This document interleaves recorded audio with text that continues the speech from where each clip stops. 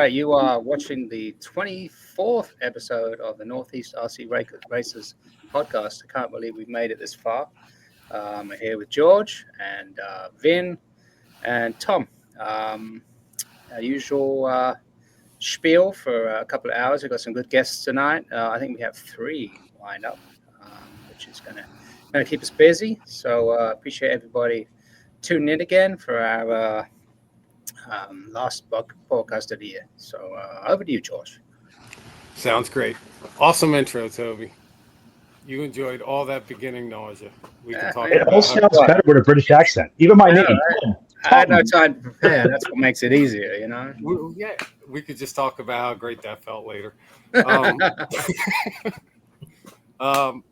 Thanks, of course, to everybody that's been watching. As we started talking, before the show started, which was, it's our 24th episode, which is really cool. We're actually, for us, 24 episodes is actually 2 years in the running. So we've had a lot of great guests during that time period. We're not going to name them all tonight, just the last 12 that we've had. But number one, we'll start with saying thank you very much to our last episode guests. That was Stevie Charles and Davis Taylor. So thanks a lot, guys, for coming out. Great stories from both of you. And, got to hear about the history of Steve, his racing, the hobby shop he's involved with in New Jersey. And then, Davis Taylor, his racing involvement with Kyosho, and then a program that he's also involved with in running that we're going to hear more about, I think, in this upcoming year. So thanks a lot, guys, for coming out. We really appreciate that. Before we get too much farther, I want to say thank you very much to our sponsor, EB Mods. We kind of get caught up in the mix, and we're going to mention them a few times in the show, as we should rightfully do. We obviously try to highlight his products and his website throughout the recording, but we should be doing it more. So this is the first shout out to you, Ed. Hopefully you might be watching sometime down the road. And one of the guys will talk about, Toby, of course, we'll talk about later, your new release that's been all over Facebook. So I think that'll be great. And maybe that'll get you to Nitro, George. Maybe we can start roping you in slowly but surely. Yeah. Hey, my buddy Taylor just got his first Nitro buggy, so there's hope for you yet. There is hope. Oh, you got Taylor DeLosa to get one? Huh? Taylor DeLosa got one too? Yeah, he's got a MBX AR.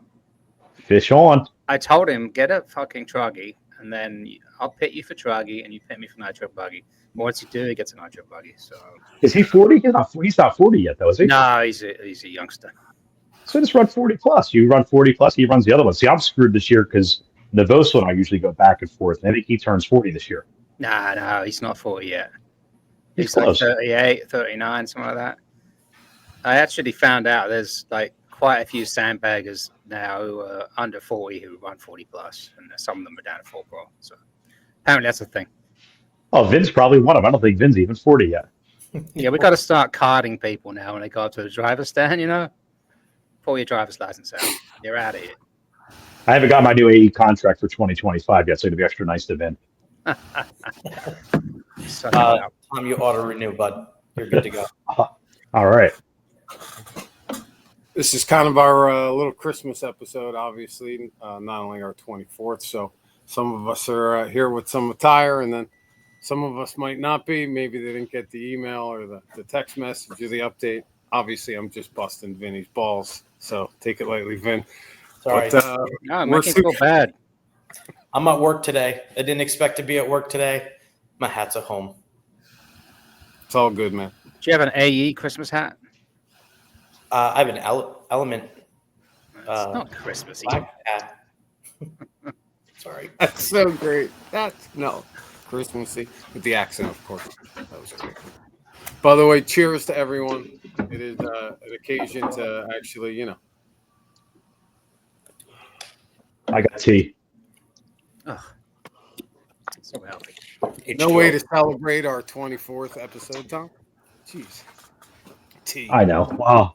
You don't want me to start this early. Around 8:30, I'll probably start having a drink, and then I'm a lightweight. It goes pretty fast. Right. I do like your idea about. I like your idea about a sponsor's hat, so I'm just gonna. Epic. Couldn't see it though, unfortunately. Great. It said A, but there you go. Wow. Nice. Maximum effort. Dude, your segment from now on should be like Johnny Carson.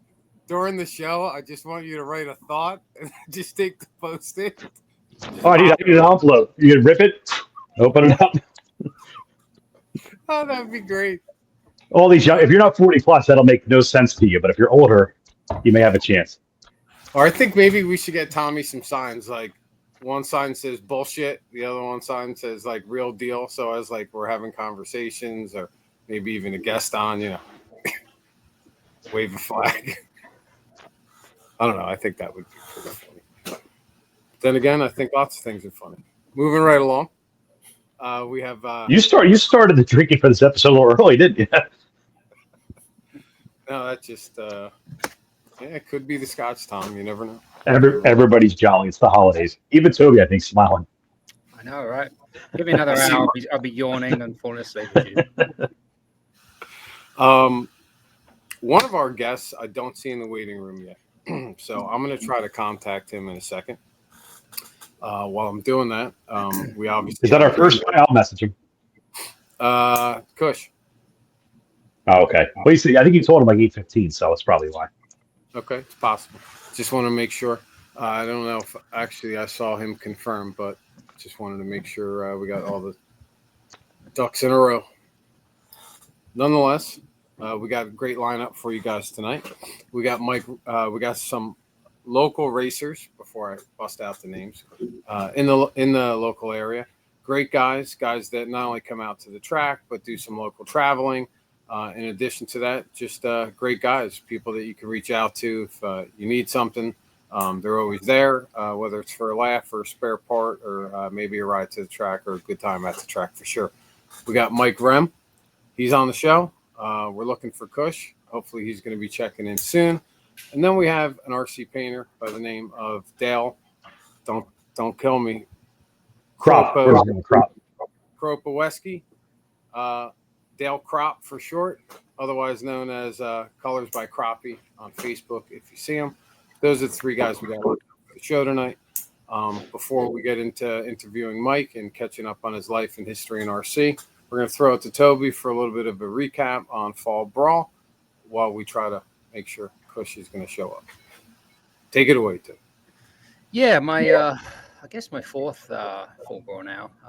The second time they've run it in a covered facility. It's about an hour north of Myrtle Beach, just off of a lake. Anyway, the big highlight of the weekend was the sub-zero temperatures, which absolutely fucking suck. I got away from New Jersey to go somewhere warm, and the temperature was the same. So Saturday morning we were driving to the track, and it was 21 degrees. So no fun. We're hiding out in a in a tent that we've had to crudely attach the sides to with nylon ties, and then we have a propane heater in there, jackets and hats and gloves. That's not a whole lot of fun. Anyway, so that went on for 3 days, and of course on Sunday the sun came out, and I was it went back up to like 50, 60. Well attended, under 400 entries. No real pro guys there. A couple of far southern racers. Ogden was there. I think it was Cole Caston. I think who won Buggy and Truggy at the end. But it's a good racing all around. Sportsmen, a lot of us went down to the north from the northeast. I don't know if you guys saw the picture out there that I posted. Managed to get everybody together, get a team picture. It was kind of funny. We all kind of agreed to run Sportsman Nitro Buggy, which sounds like a bit of sandbaggery, but it actually turned out to be quite a lot of fun because it was kind of like an LCRC race again. A lot of us just running against each other, so that was good. So Sportsman Nitro Buggy was the biggest nitro class down there. A lot of e-buggies, truggies, the usual stuff, but it was a good race. The track is very, as they say, old school dirt. getting all tired of hearing it, but it's actually very, very loose, not particularly well compacted. I think they literally completed the track the day before, but it held together better than last year, which was amazing. I don't know what they did different, but they can't treat the dirt because the dirt is the actual arena is like a horse arena. So similar to Motorama, they can't put chemicals on it or whatever. So it's just is what it is, and it would get blown out. They would repair it, just the bigger sort of holes, but it's the same for everybody. So it's a lot of fun. Kind of driving around with carnage as the track sort of evolves. So great event if you like that style of track and that style of racing. The high bike guys, if that's your thing, then don't bother going because you'll get all upset getting dust on your cars and stuff. So awesome race. I recommend anyone goes, except when it's going to be 21 degrees. Then just stay home. What time? I'm sorry I missed signing up this year because it's always a good race, and I'm like, no offense, because I'm going to have you I missed it. No way. But it was uncomfortable to say the least. As I said going into it, blue Recons, pretty much that's all I ran all weekend. Vin, I think you just asked. Blue Recons, I tried the one with the arrows on, I forget what they're called, the pointy arrows. But Recons, I literally bought 3 sets of tires with me, 2 sets of Recons and a pair of those other tires. And Falcons. Yes. And some people were like, I don't like them. But come Saturday afternoon, a lot of people are running them. And just a good tire for that kind of dirt. It's kind of like LCRC when it gets kind of, dusty and loamy.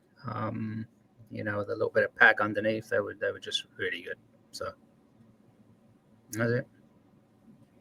Hey, Toby, was there any situation there with track prep and supplied water because of the temperatures?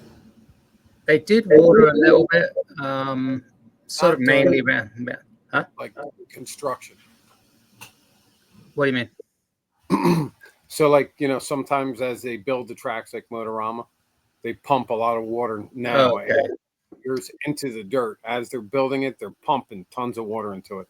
Yeah, I'm not sure if they did. They may have done. They actually had to turn off all the sprinklers and the whole water system because they were worried about it freezing. So there wasn't a whole lot we could do to put water onto the track. But they did actually water a little bit around the edges when it wasn't completely frozen. Got it. There was some. I want to give a shout out to the elite guys. Did amazing coverage as usual. Danny Paz and Lance McDonald, and obviously, who am I thinking of? There's a race coverage. Keenan was down there too. Lefty. Yep. So it was a good time. Great lot. Who else was there from our area? Any names you want to throw out? Brewer, Steve. Samoji, that little crew from Chinatown at LCRC.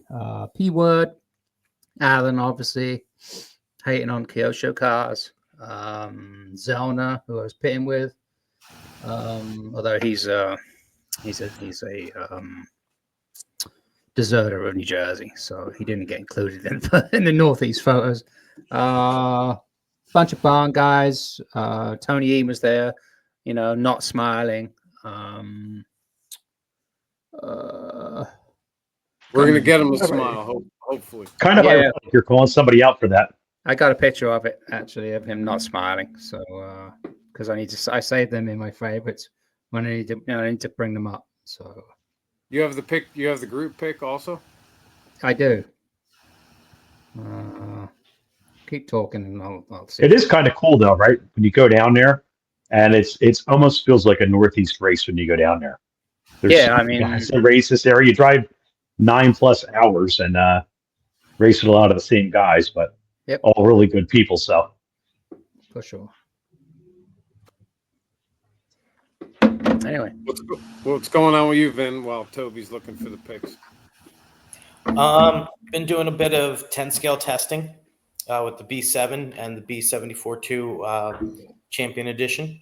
And next thing we're going to test is on the B7J Concepts.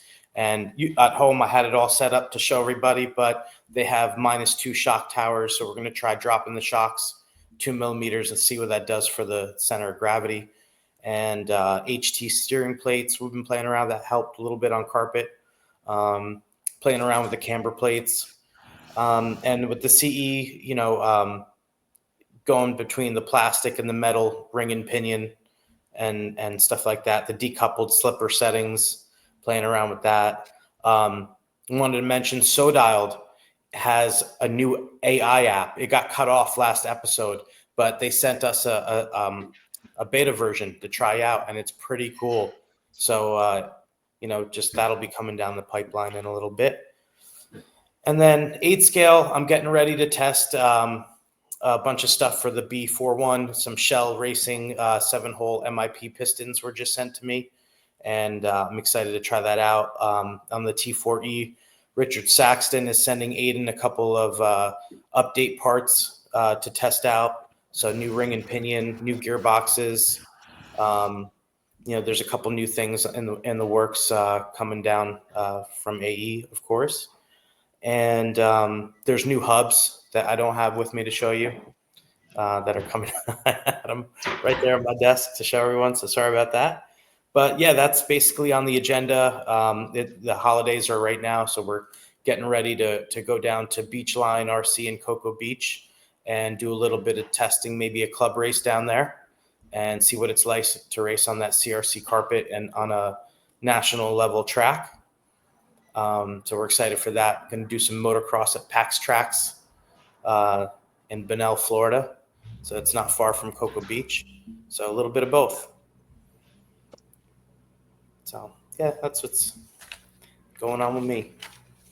We got some great guests coming on tonight, which is pretty cool. So I'm excited about that. There's a quick picture of everybody from the Northeast. So cheers to all the guys in the Northeast going down. For sure. Good group of guys. It's been great the last couple of big races. Somebody's been assembling, probably you, Toby, getting everybody together to take those picks. And, that's great, man. I love it. When I see that, it's great. It's good because, it comes up on your Facebook memories a year later. And I think it's cool to look back on it, All the homies. Yep. All right. Well, no further ado. We got to get the show on the road. We're a little bit behind schedule. I'm going to introduce our guest, and then I'm going to check out and try to contact our other guest. Did you, Tom? You're muted. You're muted. Sorry, try it again. I'll reach out to Kush. You go ahead and introduce Mike. You got it. All right. No further ado. I'd like to welcome our next guest. Toby's going to bring him in. Mike Rhem, come on in. There he is. Hi. Hey. What's up, guys? What's up, Mike? Yeah. Good to see you, buddy. First of all, what's with the little Chinatown thing? Who is that? You didn't. There's 2 districts in LCRC, right? There's Chinatown and Amsterdam. You don't know that? So Chinatown is where Brew and his crew are, and P-Word up that side there.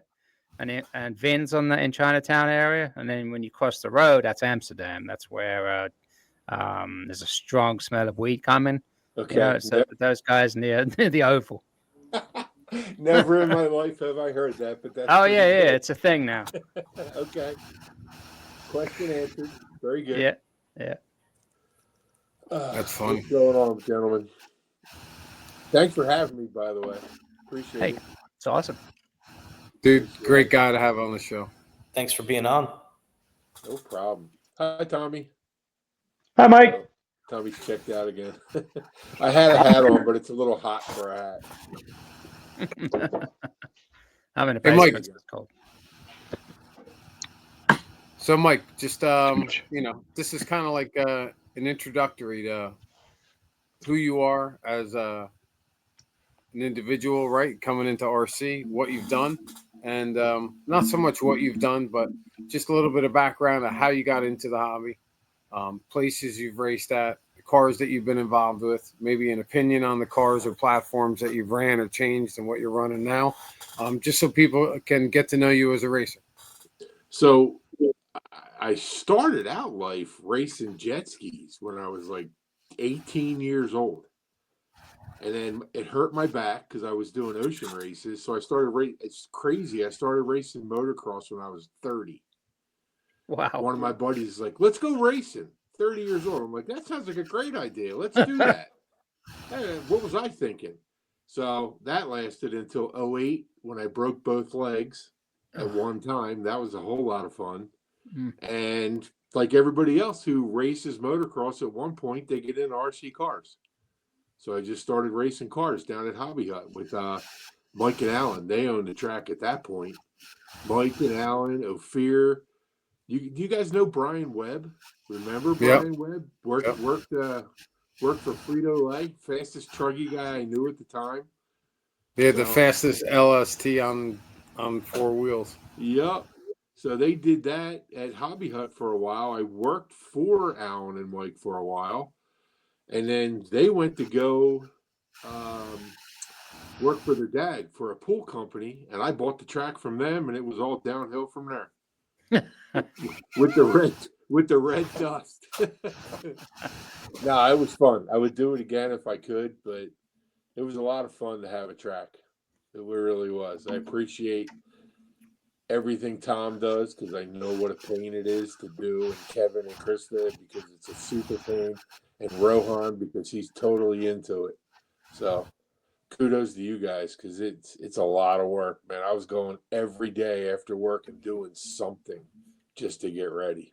So, and then there I landed doing that stuff, and once that went away, I actually got into racing more. When we did that, I think I only went to like 3 tracks: Extreme RC in Lancaster and the Mushroom Bowl, and because I didn't really know, I didn't know there was other places to go. It's crazy. And then from there, we ended up in Texas for Nats and Indiana for Nats and just a lot of places. Fall Brawl a bunch of times. I went to Fall Brawl by myself.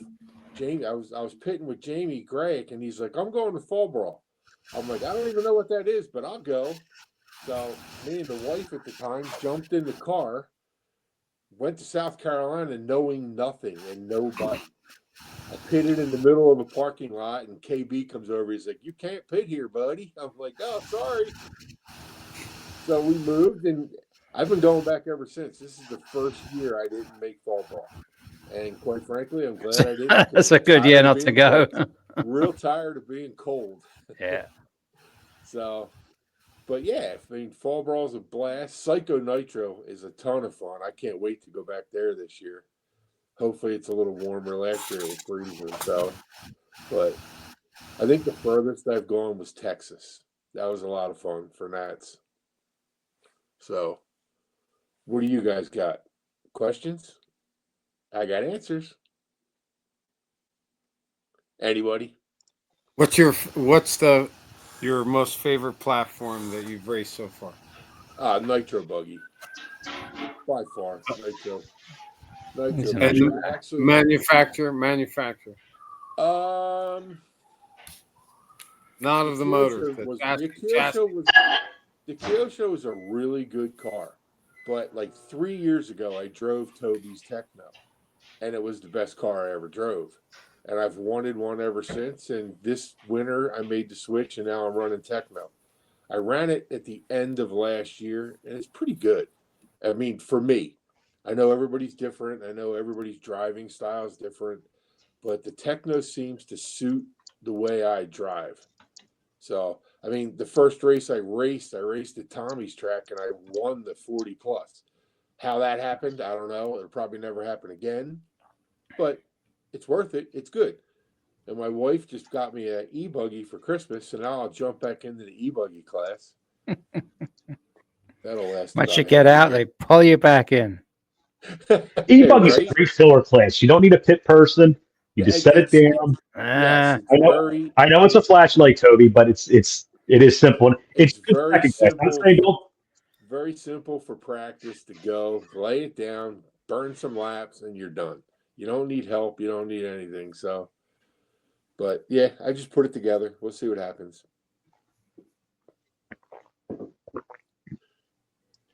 Who gave you that? My lovely wife got it for me.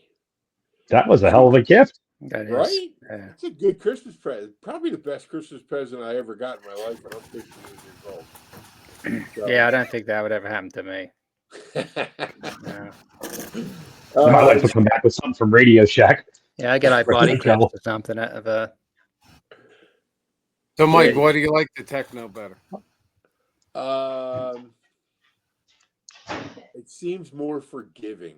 It seems very, very forgiving, landing on jumps, at the exit of turns. Because I've got the trigger finger where it's all on or all off. So at points, exiting turns, the thing would just be a donut machine. These things are not. So they're very forgiving. Reds helped me set it up. Reds in Mayfield actually helped me set it up at the Mugen Challenge. And it works well. I like the shock package and all that stuff. So that's it. I'm not real technical with all this stuff. Like I sit with Schreff and Navoso in the pits, and they start talking, and I just zone out. Because they're like, it's 1 up here, 3 down there with an H block and this 1 millimeter shim. I got 4 seconds faster. And I'm just like, huh? You did what? Yeah, I zone out when they start chirping all that stuff. So I'm not very technical with it. I just drive it poorly, but I drive it. Yeah, it's one of the beauties of that car is it's very easy to work on. That's one thing I do miss about the techno, you know. It is very easy to work on. The diffs come apart very easily. I did have a problem with the shocks on the e-buggy just tonight before I went on here. The last couple threads are real tight. So I usually just go by hand so as not to over crank it. And they were leaking. So I actually had to put them in pliers and crank them down.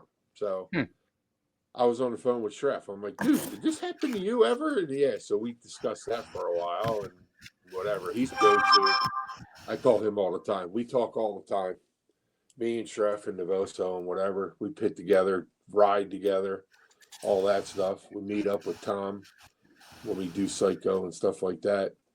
That's the fun part, hanging out with everybody, hanging out with Toby, and Vin comes over when we're all hanging out at the campers and stuff, and it's just a lot of fun. It's a good time. We could talk about Toby's arms breaking this year. It'll be a lot of fun with Alan. Oh yeah, it's going to be great. All I know is that as soon as I see Toby and Alan near each other, the topic's going to come up. Oh, it has to. I was going to say it and sit back and watch the fireworks. Sit back and eat popcorn. I'm going to buy him a Kyosho shirt or something, or a Kyosho hat, or go in his pits and put stickers on his cars or something, just to fuck with him. Load the trailer up. There's a good idea. Yeah. That'll be spray fun. paint Kyosho on it or something. That'll be fun. Yeah, actually, George, you can make big Kyosho stickers for the side of his truck. You know, that's it. I'll just put a whole bunch of K's all over. Yeah. I'll throw a bunch of broken arms in his trailer. Here, take these. Yeah, take these. I don't need them anymore. So, Mike, just keep leaving on his pit table all the time. Every time something happens, just leave one there. You did this. The problem is this is now recorded. You know he's going to listen. I'm going to be screwed. Oh yeah. Delete this part from the podcast, Toby. Yeah, what are you going to do? You're 30 minutes and 7 seconds in, so delete that. Yeah, I don't normally edit anything out, so I'm just too lazy, basically. Yeah, people like the shit show. Yeah, I mean that's right. What's your question, George? My question was, before you were running the Coyote Show, I think you were running Mugen. Nope, hot bodies. Hot bodies, okay. I've never owned a Mugen in my life. All right, thank God. He drove one once, huh? I drove one once. It was a donut maker. He was not happy. It had Dunkin' Donuts on the side. That was Kevin's car, right? When you were running the hot bodies, I noticed that when you made the switch to Coyote Show, you started your stats improved when you changed cars. Yes, again, the Kyosho is a very easy car to drive, slow reacting. The hot bodies is a little more nimble. So I mean, I'm 58 years old, dude. I'm on my way out. So Same the here. slower the better. So, Yeah.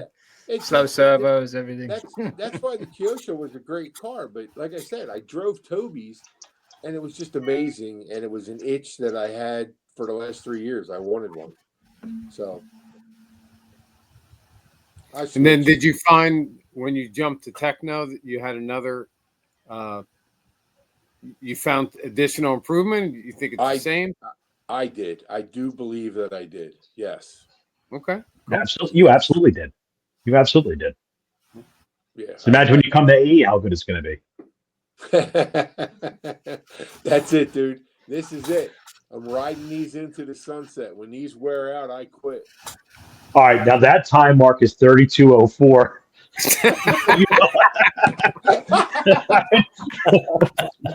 I know you well enough, Mike. Oh boy, you know what? With you, it's just the little things that matter, Tom. Oh, I knew it was going to happen. Took a whole, 15 minutes. To happen. It has to happen. I know. I'm a child, right, Tope? That's right. That's right. You are. Oh, that's right. It's a shame we don't have Blue Ridge anymore because that might have been the most fun race ever. Pitting in that one area, pitting in that warm room with everybody was a ton of fun.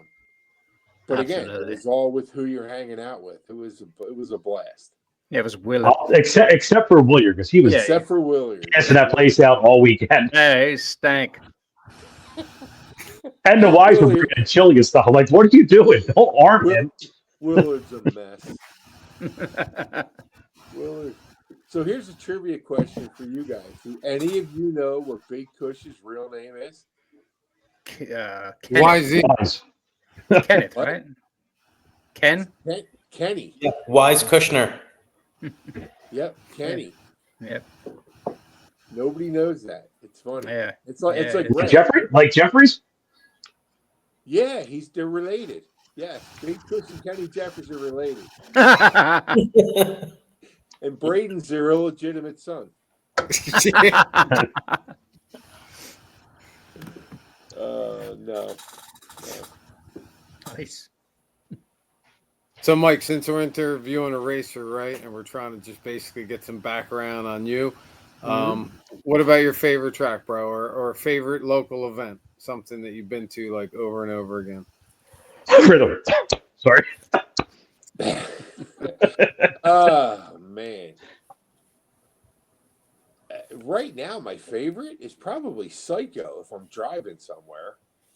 Okay. I'd love to go back to Texas this year for sure because that was the race in Texas was fun, but the drive to Texas was the most fun ever. You think I'm crazy? 25 hours in a row, but 4 of us in that car together was just a blast, and that's probably stories for another time because they're very long stories, but very funny stories. So I'm sure Toby's heard some and Tom's heard some.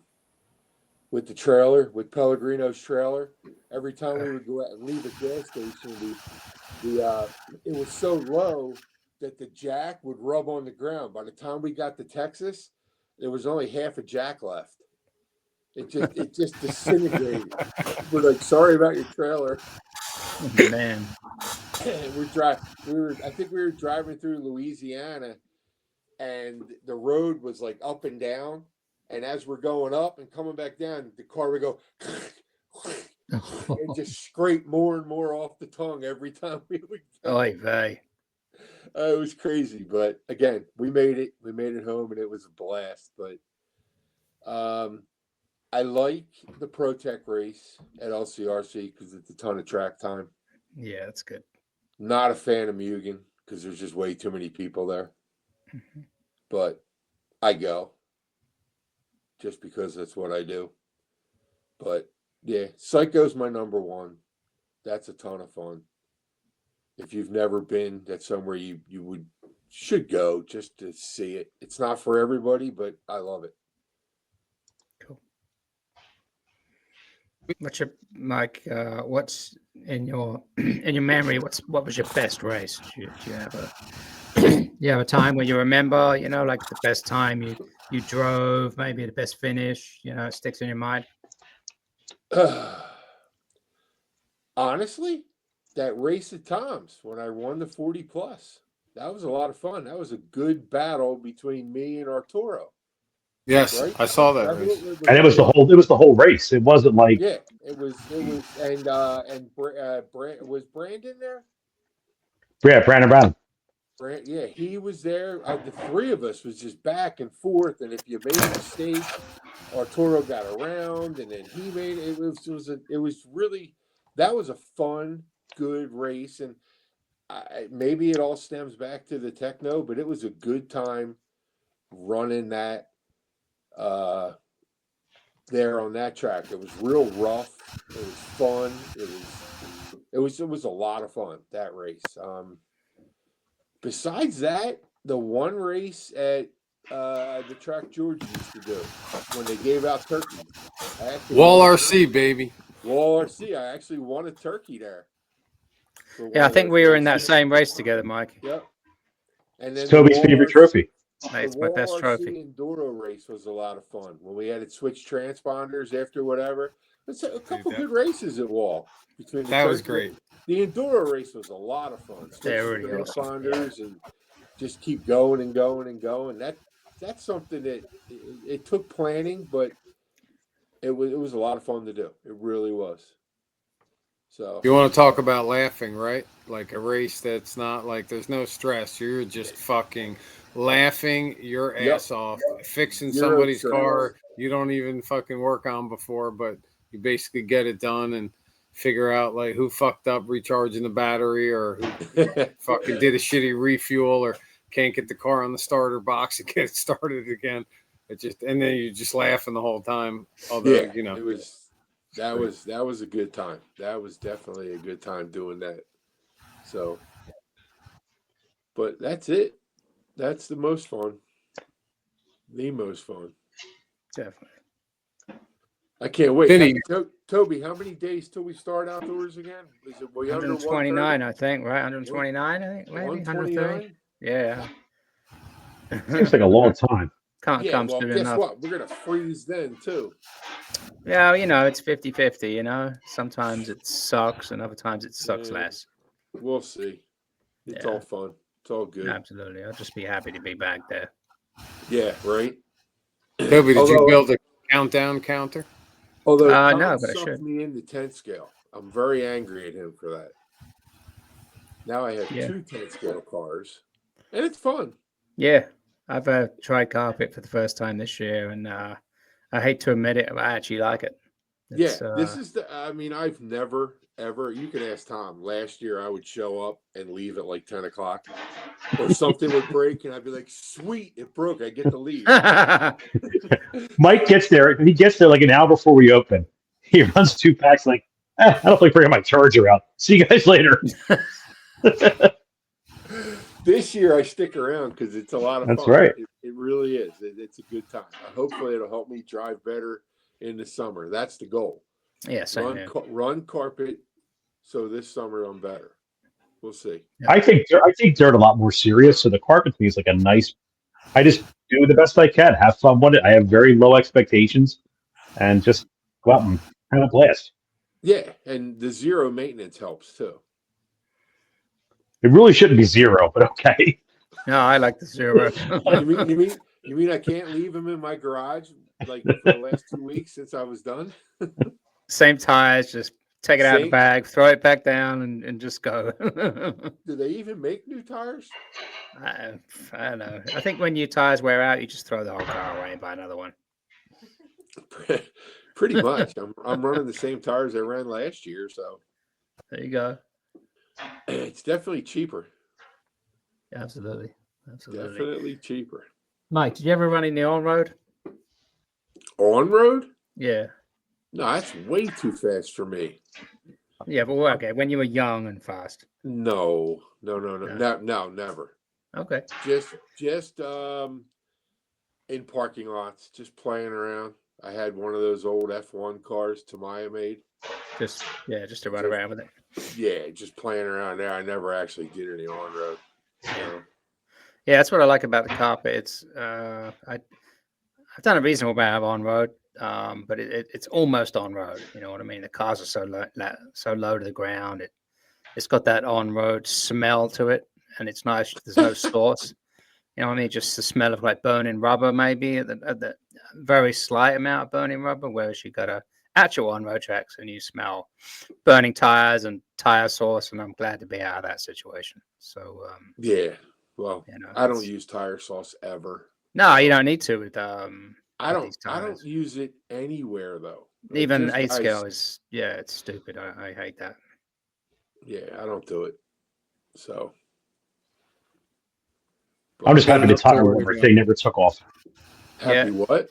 Tire warmers. The tire warmers. Oh, I said if I started needing those, I was like, I'm done with RC. It's just enough. Yeah. Tire warmers and sauce. I'm out. Yeah, I don't do that. We used to do it actually a little bit full bore when we used to run on the old track, you know, because it was so abrasive and you know, there's a little bit of saucing going on, but in hindsight, I'm glad we're running on the track we are now. Yeah, that's fun when it gets blown out. Yeah. I had fun last year when it was all blown out. So yeah, just got to bring the right tires. I brought 2 bins of tires, and Derek hooked me up with a set of Pro Circuit. I think they're called landmines, and it was very appropriate. That's all I used all weekend. I brought 2 sets of tubs. Derek gave me 1 set, and that's all I used was those all weekend long. It's like, why do I bring tires with me? And run bow ties all weekend or something, you know, something old school. So, but yeah, I can't wait to go back outside. Yep. And hang out. For sure. So, George, what are we doing here time-wise? Before we roll on to our next guest, Vinny, you have any questions for our boy Mike? Been quiet. Everyone did a great job of covering everything. It's always great hanging with Mike. And I don't have any questions. Sorry. All right. DP, any questions for Mike? Your boy, you got to rib him at all? Well, Mike and I talk, Mike, well, I tell you what, I'd love to hear Mike's take on his pitting strategy. I mean, I don't know. Look, Mike's a good racer, but Mike's an amazing pick guy. I mean, if I could pull him away from Schreff, if I had to pick, one guy to pit me, Mike's awesome. There you go. Keeps me calm on the radio, and you can come in as hot as you want because if you guys ever see Mike's mitts, he can grab that car no problem. But I mean, seriously, Mike, any suggestions, recommendations from the pit side of it? So I think you're definitely one of the best guys, if not the best one I know out there. For recommendations, suggestions. I do like doing it, and it's fun. So here's a story for you, if you got a second. First race I ever pitted for Schreff was the Big Buck race, $1,000 on the line.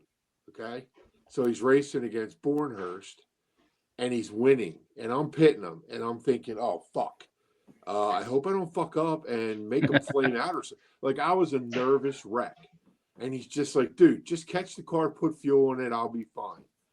And I don't know. I mean, I was a nervous wreck, trying to count. So 7 and 7 is 7.5, and 7.5 is 15, and another 7.5 is. Wait a minute, hold on. I'm going to the guy next to me. Can I see your phone? Trying to look at all the times. I mean, that was the first one I ever did. What was the outcome of that race? He won. Wow! Did you get a steak dinner? I hope. He won $1,000, and he gave me $250 of it. Nice. Yeah, he's very good. He's awesome like that on races like that. He's awesome to pit for too. Like, I watch his car all the time at practice and stuff, and I can just tell when he's going to do good, and I can tell when he's going to struggle. And the first couple, it's funny because usually when he pits for me, he gets a real short walk because I'm in like spot 13 or 14. I got to walk halfway around the earth to go to spot 1. And on my way back, I hear him on the headphone. Oh, geez. Oh, no. Oh, no. Oh, no. And I'm like, what are you doing? He's like, oh, geez. I almost crashed. I'm like, just shut up and drive. Just calm down and drive. Let me get back to the pits. But, yeah, I mean, we have it. It's pretty good. Like, I can tell when he wants to lean it out. I learned a lot from him about motor tuning. So, like, if it sounds like crap, I'll be like, what do you want to do? And he goes, just do this. And I'm like, yep, that's what I kind of figured. And like Tom said, I told him, don't, if you're in a tight race, don't baby it down the lane. Send that thing. I'll catch it. So I don't know. It just happens. I like doing it. It's fun. I'm better at pitting than I am at racing. That's for sure. Are you more nervous pitting somebody than you are racing? Because I'd rather race than pit because I'm scared. Like you said, I don't want to mess up somebody's race. It scares the hell out of me. Like I said, I was, and I've been doing it. I've been pitting for him for 5 or 6 years now. Everywhere we go, and not an issue. Tommy, I pitted for you once or twice, didn't I? Oh, you're awesome. I love when you pit for me because you were telling me, like, all right, you're in second. You're likely not going to catch the leader, and third is pretty far behind. So you had good race strategy. And there's other times you told me, hey, this guy's attainable. Just be consistent, be smooth. You could run him down. So I love having you on the mic. I like doing that. And I tried, and it's funny because, like, I'll look a little bit ahead and I'll be like inside. And like, he sees all that and not, you know what I'm saying? But yeah, I like helping out that way too. Like if somebody crashes, I'll go outside. And I think that helps when you're on the headphone. Personally, when I'm racing, I don't use headphones. I can't stand them. I just want to be left alone. But he takes it, and you got to watch who you're pitting for and if they like to talk or not. You know what I'm saying? If they want it, like, leave me alone. Like Jamie Gregg never really talked a whole lot at all, ever, because I pitted for him a bunch of times. Yeah, I would try to cover that ahead of time. Like, make sure if I'm pitting somebody, hey, you want me to call traffic out? You want to be on your own? Yeah. Tell me what you want. Schreff gets moody, so I know what his moods are by now, whether or not I can talk to him, or if he's hunting, if he's in a battle with Ethan, I just kind of leave him alone, let him do his thing. Paul Dalton likes to talk a lot. That's funny. Pitting for him's funny because he loves to talk. Brett Butters is a talker. Not anymore, but he was a talker. No, with Brett, I want to stand underneath him on the stand because sometimes he gets so mad at himself. I thought I had to catch him. They commit suicide. Yeah. Brett gets mad and he yells at people and stuff like that. But yeah, you just got to feel people out and then do it. I think I pitted for Toby once or twice. Maybe. Sorry about that. No, man, it's fun. But like I said, I don't really get nervous anymore at all. If anybody asks me, I'm happy to do it. It's fun. I like doing it. Well, there's really nothing. Dibs on 40 plus. Just get fuel in the car. That's all. It's all that matters. Make sure you count down right and you get fuel in the car. That's awesome, Mike. 2 things. Sweet, Mike. Mike, I got just one last thing. One of my favorite photos of all time is that. The photo bomb. Yeah, that was so good. It's a nice picture down the lane, and you stuff your big old head in there. It was awesome. That's right, buddy. Hey, it's all about the fun, man. Yeah. If you can't have fun and laugh, there's no sense in doing it. Yeah. Love it. I'm glad you found that picture. I like that picture. That's a lot of fun. I save it for sure. Again, it was fun. So that's what I love about racing with you, Mike, and hanging out with you. You rarely come off the. I've never seen you come off the stand mad. I've seen you be mad on the stand, but by the time you hit the bottom step, you're beyond it and ready to have a good time again. It is what it is. You're there to relax. It's over, man. You get when you're done, it's over. And that comes back from me being a hockey player, and I was the fighter. I would fight on the ice, and when we were over, we were over. Go hang out in the bar, have fun. That's all. Man, when the 5 minutes is up, time's up. Time to move on to something else. That's all. That's it. And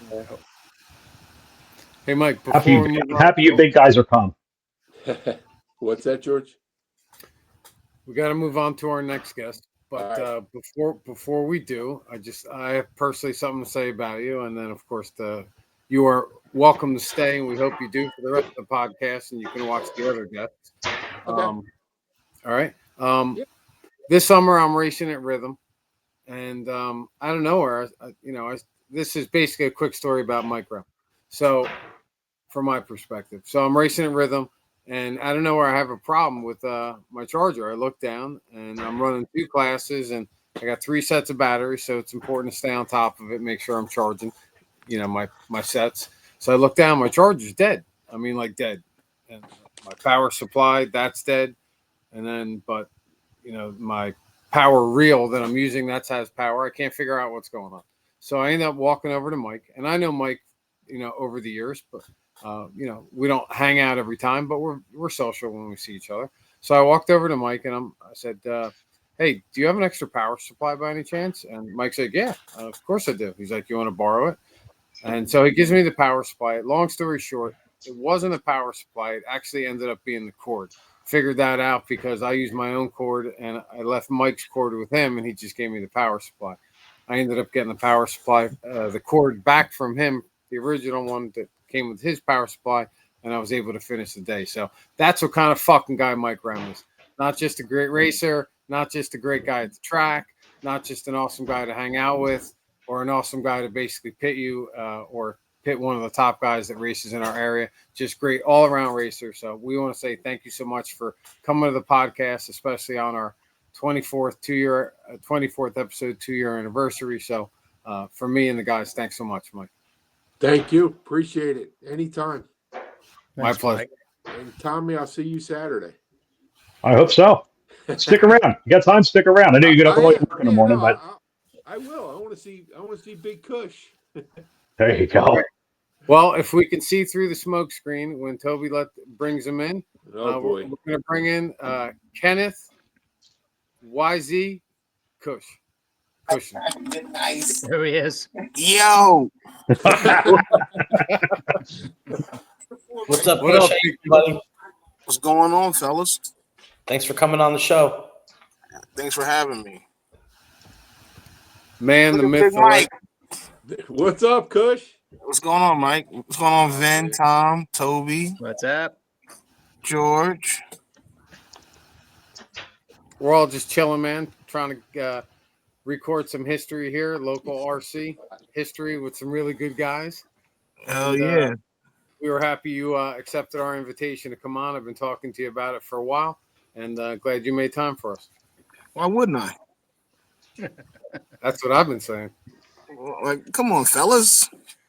another guy that just gets it. He's in it for the fun of the hobby. It's awesome. Hell yeah. Awesome. Kush is in it for the oatmeal. The oatmeal, baked oatmeal. They're eating the oatmeal. They are eating the oatmeal, guys. All right, what's the oatmeal reference? Say what? The baked oatmeal from Bread of Life. Oh yeah, that LCRC, bro. That shit's the best. Yep. But now Mike went on this diet and shit, so now I got to eat by myself. Biscuits and gravy all day long. Yeah, please. That shit's so good. So, Oh, Coach, now I'm hungry. we all know you, right?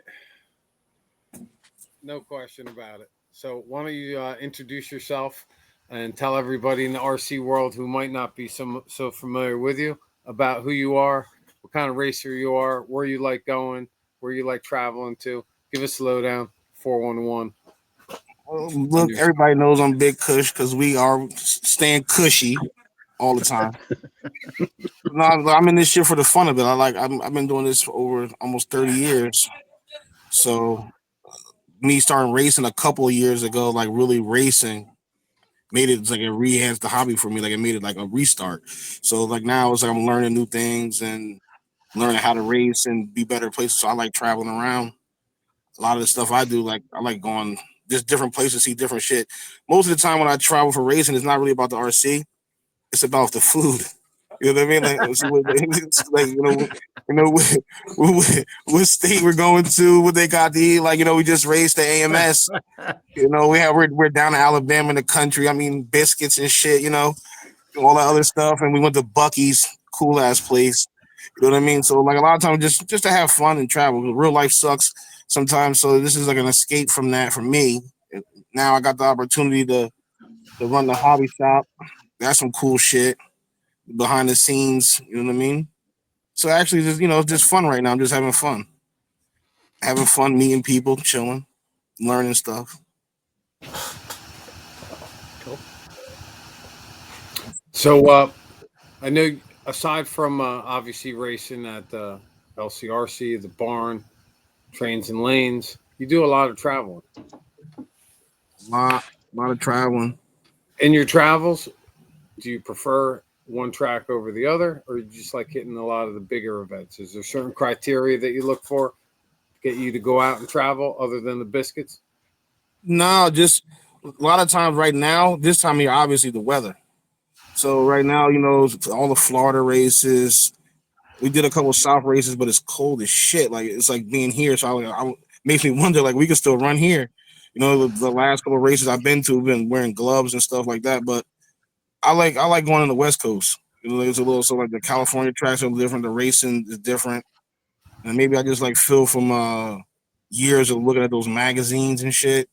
Like, yeah, I got to go here. So once you really get to really go there in person and stuff, and you see it, and you meet the Adam Drakes and the Truies and all those guys like that, and you like rate, you like, oh shit, like this is really pretty cool. You know what I'm saying? You just keep going and going, and makes you just want to keep going, learning, getting better, do different things. So in my travels, I think the track that I like the most for me going back and forth is I probably would say it would have to probably be between the Dirt and Thunder Alley, California. Nice. So I hope I hope Thunder Alley gets to hold on to their stuff. But yeah, definitely. I had some fun at those places. But it's all cool though. All cool. Kush, if I could ask you, are you flying to these or you're driving to these events? Most of them we drive, just for the whole little road experience. Like I said, we stop all that food shit, do all the other cool shit. But obviously, you're driving out west. No.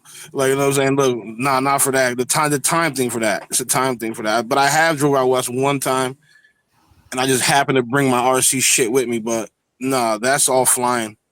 Anything over there's flying is just the time thing. It's too much time.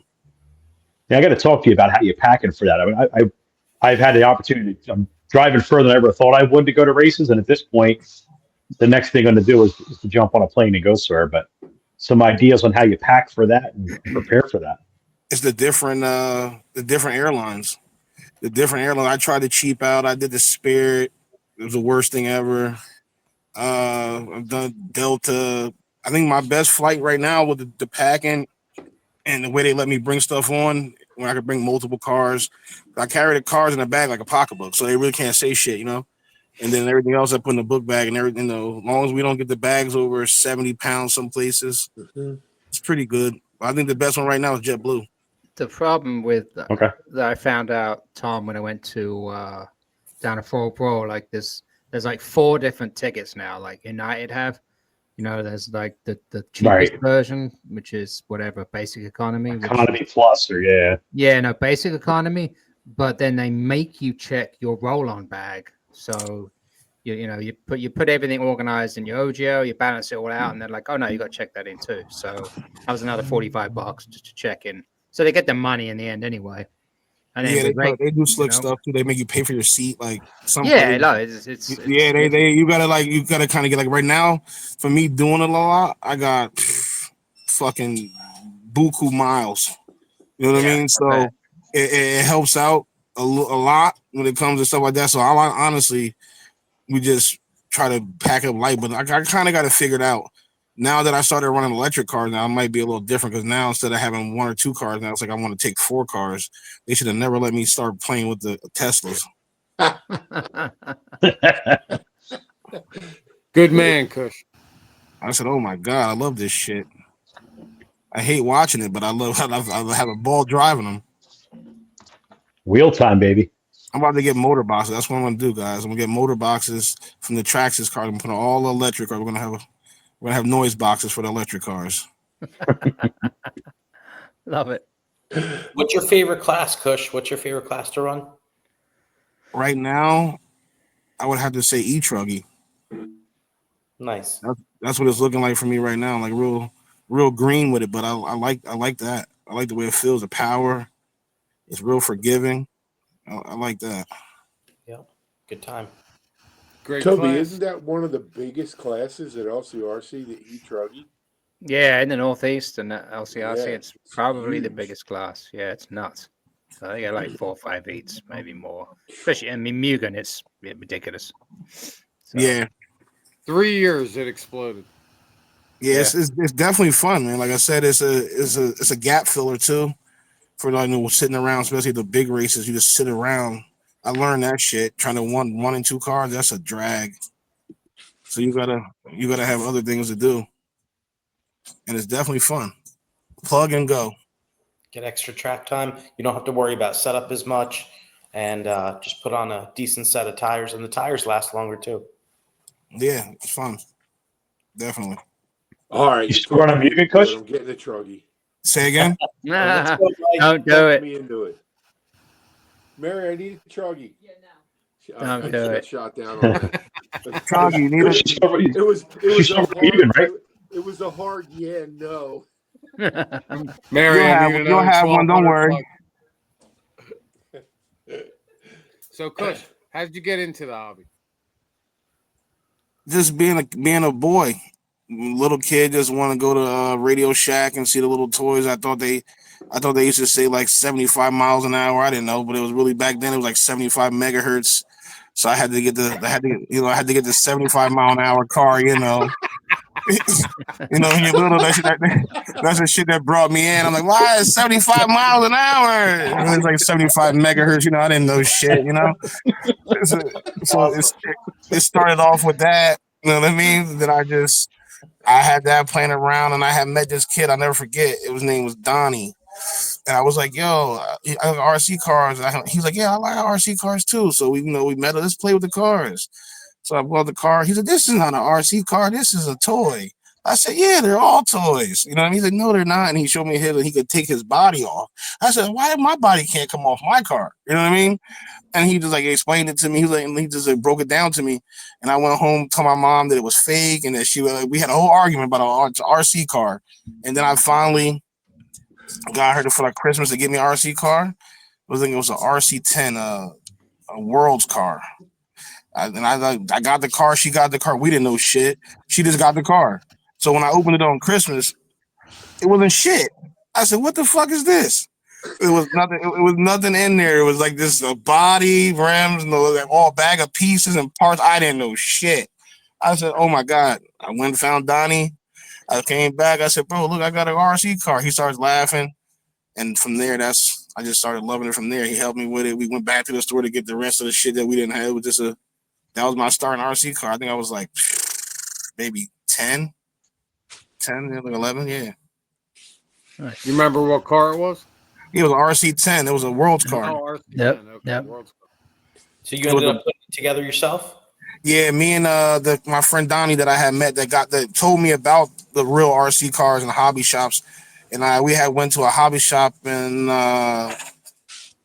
Denville. It was called F&M Hobbies. Yep. With the F&M, we went there. That's where I went, and I got my first my first real RC car. Nice. Yeah, Still have it?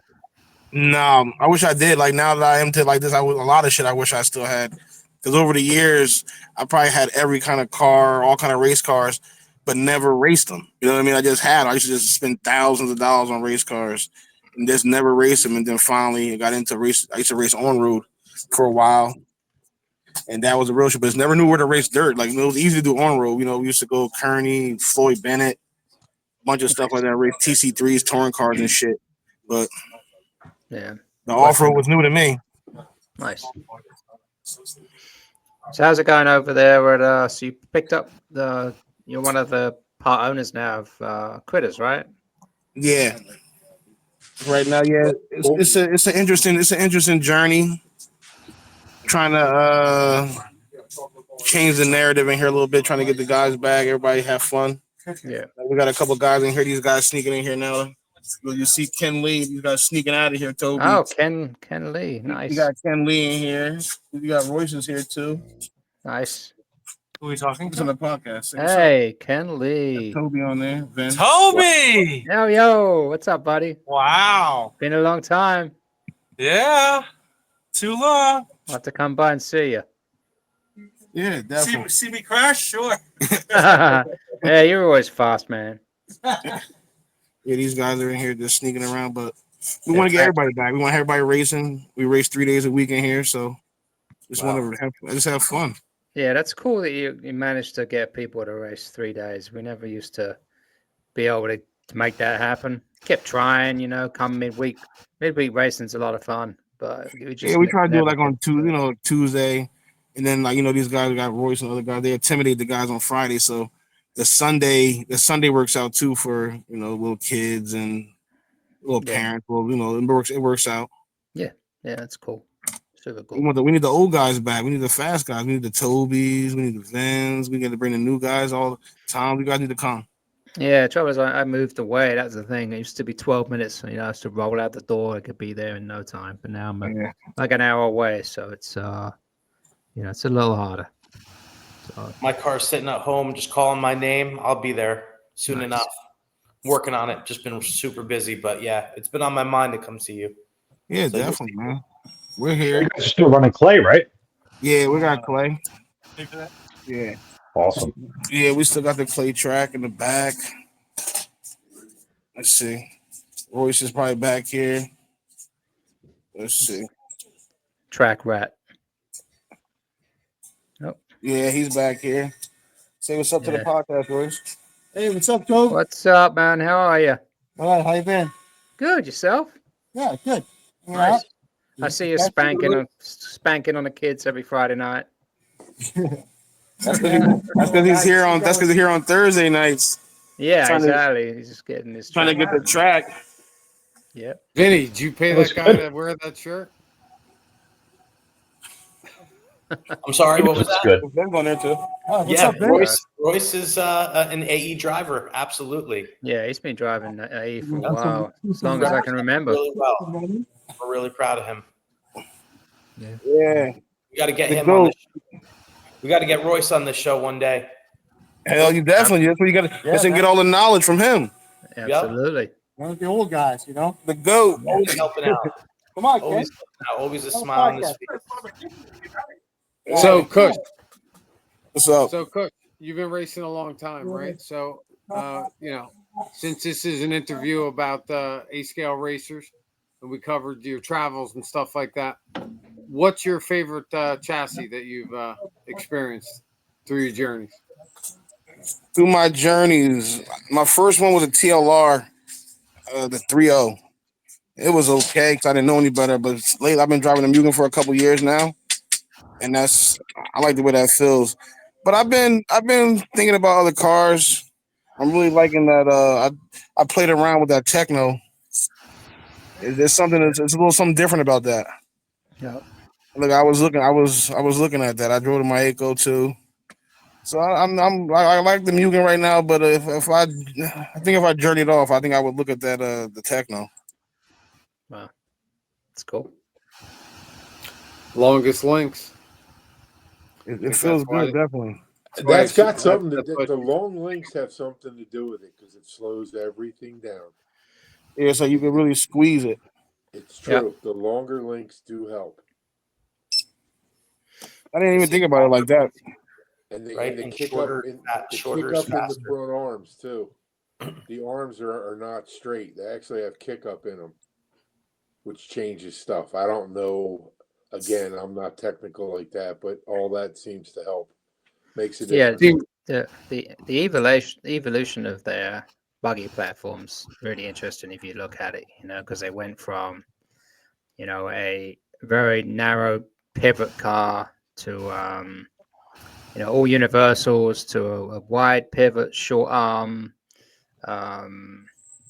CVDs. You know, they've gone back and forth, wide, narrow. So long shocks, short shocks. Now they run a short spring now, right? I think Mikey? short spring on the rear. So the Yeah. front and the rear, the spring ratio is the same, but the rear springs are 10 millimeters shorter. Yeah, but it's Sure. They say Oh, it yeah. helps with traction. Yeah, you almost run out of threads trying to get the ride height. Yeah. So I believe that Tom Stober has different shock adjusters that are 7 millimeters long to take up the difference in all that. Right. And Ed Bridges designed them for him. Oh, yeah. Tom got them made in China, and he's selling them now to take up that difference. Because, like I said, you almost run out of thread Interesting. when you with the shorter spring. Yeah. Very cool. Tom, it's pretty funny. A few minutes ago, I could have sworn I heard Mike said that he's not really into technical stuff. And all I've heard about 8 minutes, nothing technical. All right. 7-8 millimeters. 3405, he said he wants to buy another car. He's already ordered it. He's already ordered the Truggy. I'm trying to look at the reflection in his glasses. He probably ordered it already. It's on A-Main right now. All right, let me rephrase that, not to take from Kush's time. I don't understand all these links, the longer links, the whole geometry thing, and the KPI, and +2, -2 for kick up and all that. I don't get into any of that. That's what I don't do. So Kush, I don't want to take from Kush's time. Go, Kusher. No, go. Look, we're talking RC. Let's talk. Are you into setup at all? I'm getting into it. I wasn't before. I was more like, this is what it's going to be. Everything's straight. Everything's even. But you start learning, like, little things change big things. So I've been working on my setup shit a lot lately. I can definitely say that. And I got that book, that Invisible Speed book. Mm-hmm. It's a game changer. A lot of good stuff in there for sure. Yep. It definitely is. It helps you understand shit a little bit better. Definitely, man. Even if you only, let's say you just pick one chapter, right? And just focus on that for a little while. It's more control than you had before. Because what you're doing before, you box setup or whatever your buddy setup is, and you're throwing it out there, and then you're trying to compensate for things that might not be good that you could adjust for. So that's cool, man. Glad you're getting into that. Yeah, definitely. Yeah, it's interesting how many people have that book now, and like you can talk as much shit as you want about Joseph, but no one else in the industry is doing that and being open and producing something like that we can all just grab and open and do things. So it's a pretty revolutionary thing in the hobby, I think. It's pretty cool. Yeah, I have to agree with you on that. We probably all have a copy. Definitely. When I was hanging out with the HB guys, it was pretty funny.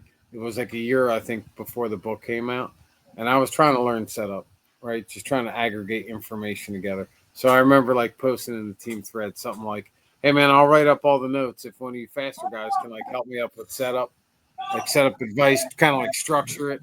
Because some of the teams put out like miniature manuals. I know Techno does for some of the team guys, or at least they used to. Yes, but it was pretty funny. I'd like asked that. It was like crickets. Yeah. And then the book came out, which is fucking great because it's even if you just want to go right to the cliff notes, right? Bumpy track setup, smooth track setup, whatever the case might be. So at least it gives guys an option to understand. Yeah, Techno have a little like 8-10 page guide that they brought out several years ago. It's really good, very concise. I keep that on my phone all the time. It's just a little easy. You can pop it out, figure out your anti-squat and stuff. Super easy, that kind of thing. So it's it's real cool. It's actually incorporated into the instruction manual now. The back 3 pages has all that in it. Nice. Very cool. It's pretty cool. Except the team guy secrets, which are not in the basic manual. You don't get them. You don't get them. You don't need That's why you got to reach out to Vinny. I tell you what, Toby, I'm not sure if you ever saw JQ's got website from the old black edition car, but there's a ton of information there on setup and what it does. I just sent it to the group. Be nice, maybe I'll share it later on after we put this podcast out. Yeah, because there's a lot of good information there. That's cool. Tom, I know exactly what you're talking about.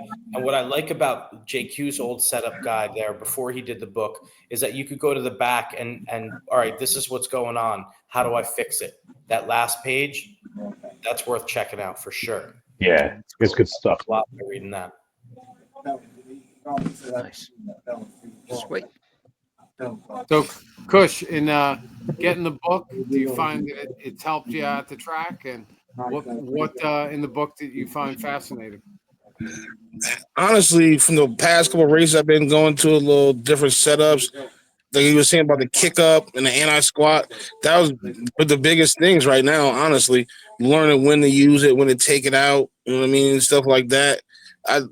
Those are the biggest things coming off. They're going from a smooth track, an AMS high grip clay kind of indoor to a little rougher track down a fall brawl. Then turning around and going to a like kind of grippy, dusty, cold track in Virginia last week.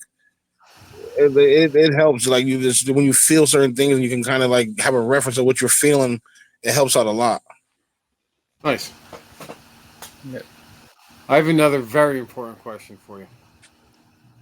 What do you think is the best sauce to use? Is it a sativa better for actual the race event, not practice, race event, a hybrid or an indica? They're all hybrids, bro. Don't let them fool you because this name and that name, they're all hybrids. So we're just gonna stay in the middle. We're gonna say hybrids. Sweet. Is there a certain dosage that we're recommending? Unlimited, but unlimited, bro. Micro dosing. Yeah, that's only for shrooms. Yeah. we keep this all cushy, bro.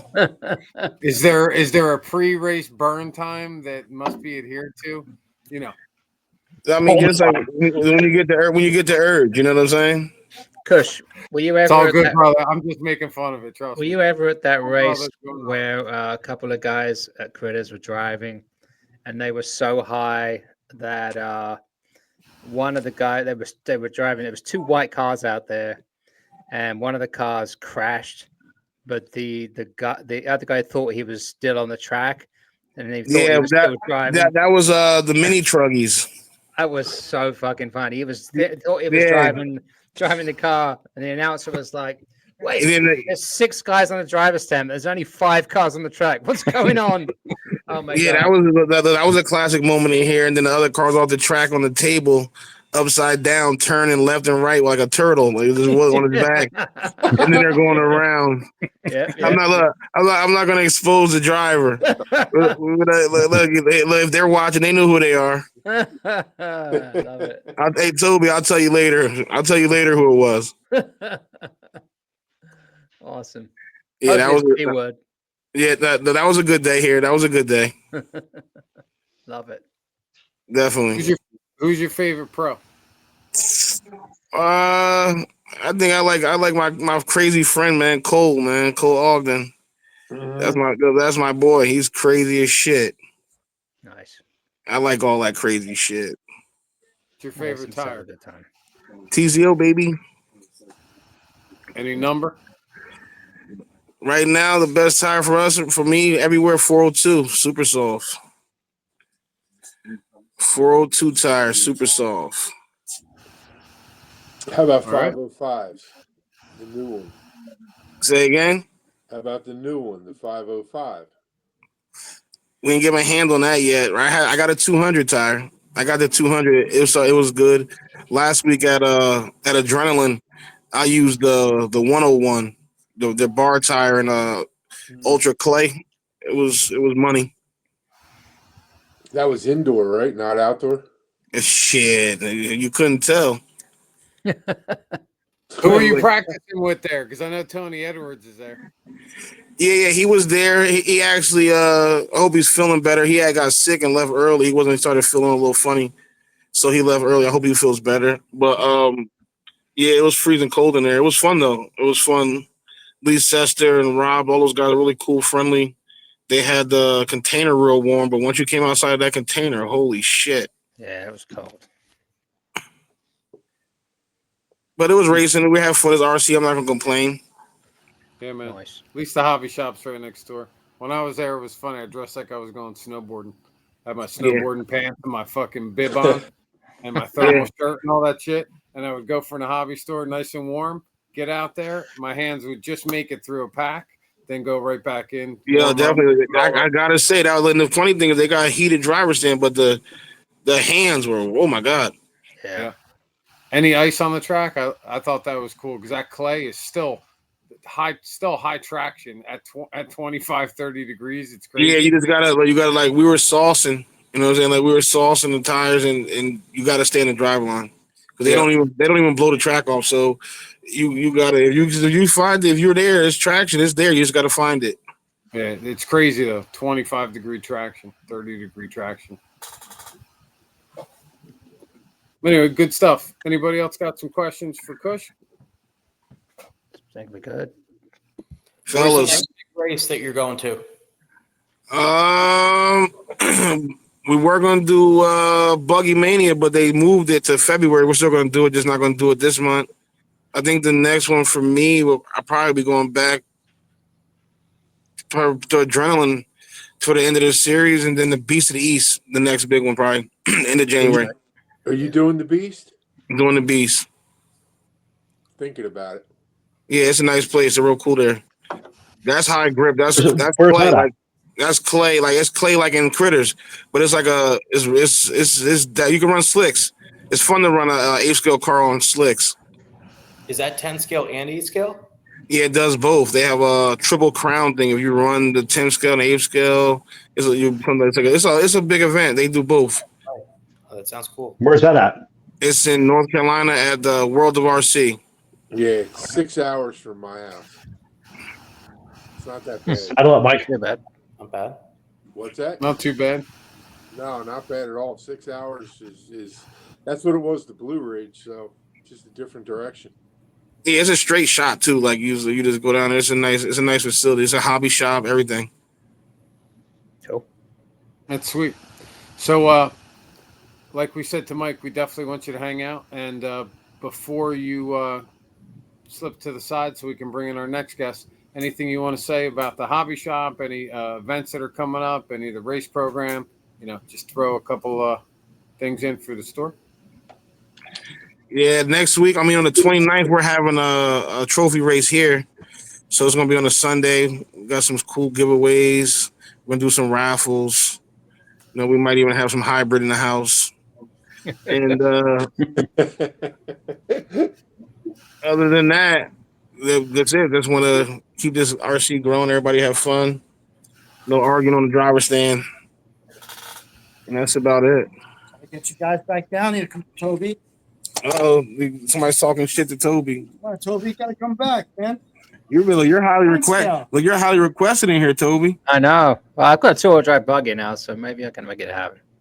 And even Vin, come on down. Then you hear you too. Yep, I'll be there soon. Miss you guys. Yeah. Thanks, buddy. I just got to get this. Hey, Toby, look who else we got in here, Toby. Look.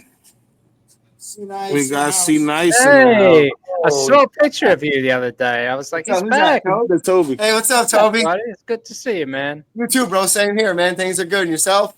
Yeah, good, When are we gonna see you, Tobe? Well, now you're there. I'm going to have to come. Yeah, man. You know? See, Toby, done started some shit. You know what I'm saying, Toby? Need to see you, buddy. I can move It's good to be back, bro. It's good to be back at Critters. have to race. Nothing like Critters. Dr. Royce. Yeah, It's great. We're making Critters great again. Thanks Awesome. for good. There you go. There you go. absolutely. Critters great again. Awesome. It's like the trifecta. Trump Yes, won sir. We just got 3 requests to go back. That's it. I Hell mean, yeah. the Miss thing you is, right, guys. I mean, Critters has weathered the storm. I mean, there's not a lot of tracks left, and especially indoor dirt tracks. I mean, it's a pretty small facility, but it's got a great location, huge parking lot. A good hobby shop, and they've, like I said, all the years, the tracks and stores have gone. They're hanging in there, so that's a good thing. So it's a testament to some history there. And I've seen some when I think it was Hurricane Floyd blew in, and that track was underwater. Several years ago, I got pictures of it, and we went in. When they opened the doors, the whole track was underwater, and all the kits were floating in water. It was nuts. So recovered from that, I remember that. Yeah, it was wild. That whole area was totally fucked up. So you couldn't even drive down Bloomfield Avenue there. It was just water all the way down. So it was crazy. But anyway, it's a good thing, man. You guys are hanging in there. It's good. Yes, sir. Appreciate it. Kush, what about outdoor? You guys running a program this year? We had a shitty program this year. Like, we started off trying to have a good energy, but every week, like, it would rain on Wednesday, would fuck us for Friday. Like, we just, honestly, at this point, we just need dirt and maybe a little help from an engineer. Honestly, like I tell these guys before, it was a little tug of war between the power. It was a power struggle over here for a while. So it was a lot of tugging back and forth, blah, blah, blah, blah. But now, we cleared all that out. So hopefully this year can be better, a little bit more open-mindedness and a little bit more help from some people that are coming back into the scene. Well, if you guys need any drainage advice, I got 30 years in construction. I did all the drainage at Wall, and always happy to give some advice. I appreciate it. I'm going to tell you right now, we need it. We need the advice. I can tell you that right now. We're not going to wait.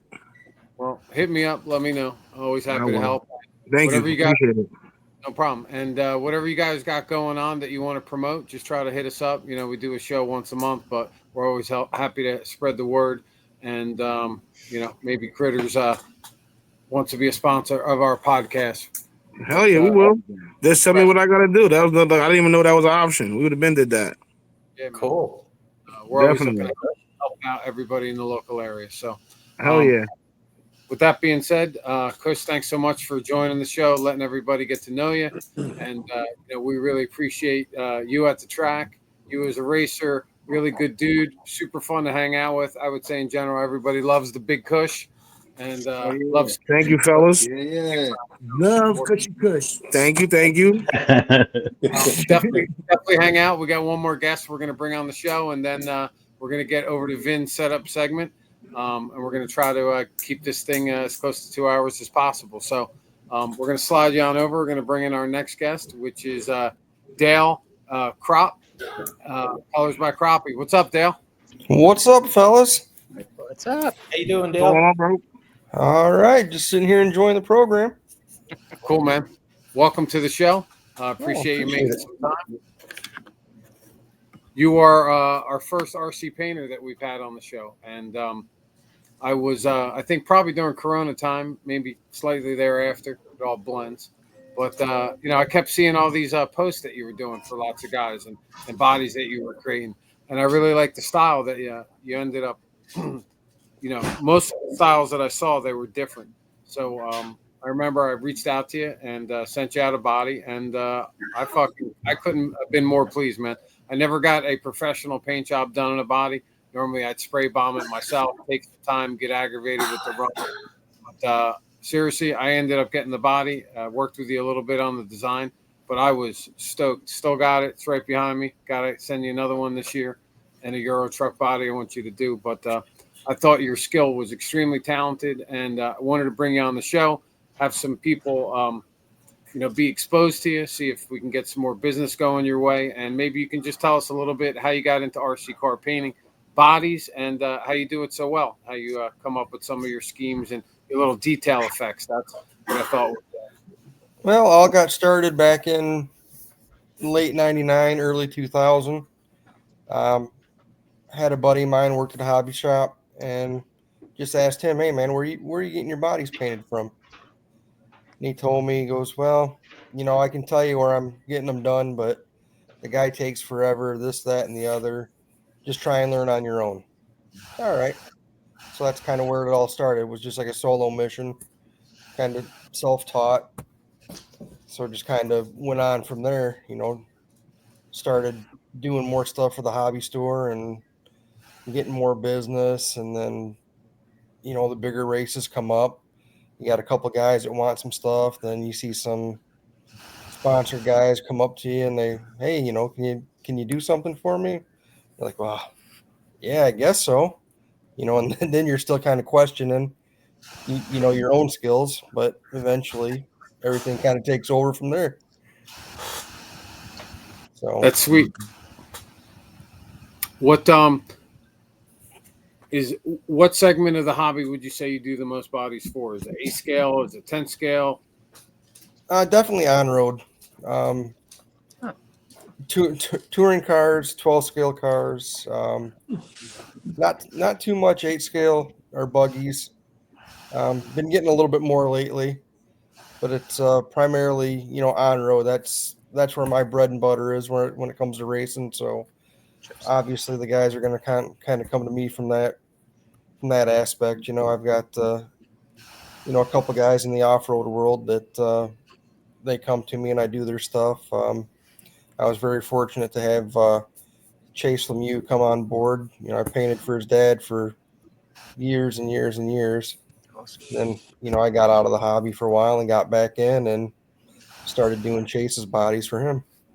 That's cool. So awesome. Big name. Yeah, for sure. Toby, I heard you make a little under breath comment when he said touring car. So yeah, not so much touring car, the 12 scale bodies. I mean, I paint my own stuff. Sort of semi enjoy it. In later years, enjoy it less. I did it a little bit as a hobby, as we started painting people's bodies. But unless you do it all the time, then you end up spending 4, 5, 6 hours on one body. I'm sure you can crank them out in a lot less time than that. But the 12 scale bodies used to hate, getting in that little wing on the side there. Do you have a sort of specific technique? I mean, how you able to get in there? And do you avoid doing like specific designs around the wings on the 12 scale bodies? Just kind of keep it one color, or no, just find that really hard. Pretty much just do what the customer wants. I mean, that's what it's about. And the only technique for the wing is you just kind of take your thumb and smash the back of the wing there and get in there and spray, because it'll balloon up.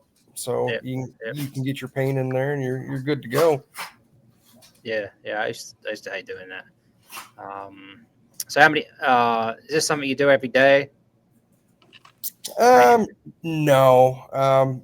Back when I was doing it hot and heavy, it was every day. It was, over 500 bodies a year. Wow. And that was, got to be too much. Yeah. And that's just for fear. Yeah. So whenever I got back into it,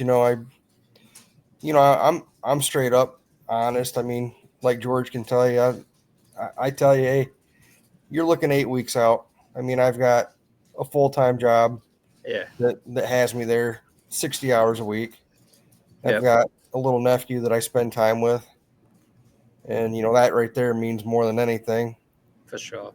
And, try to get some racing in here and there.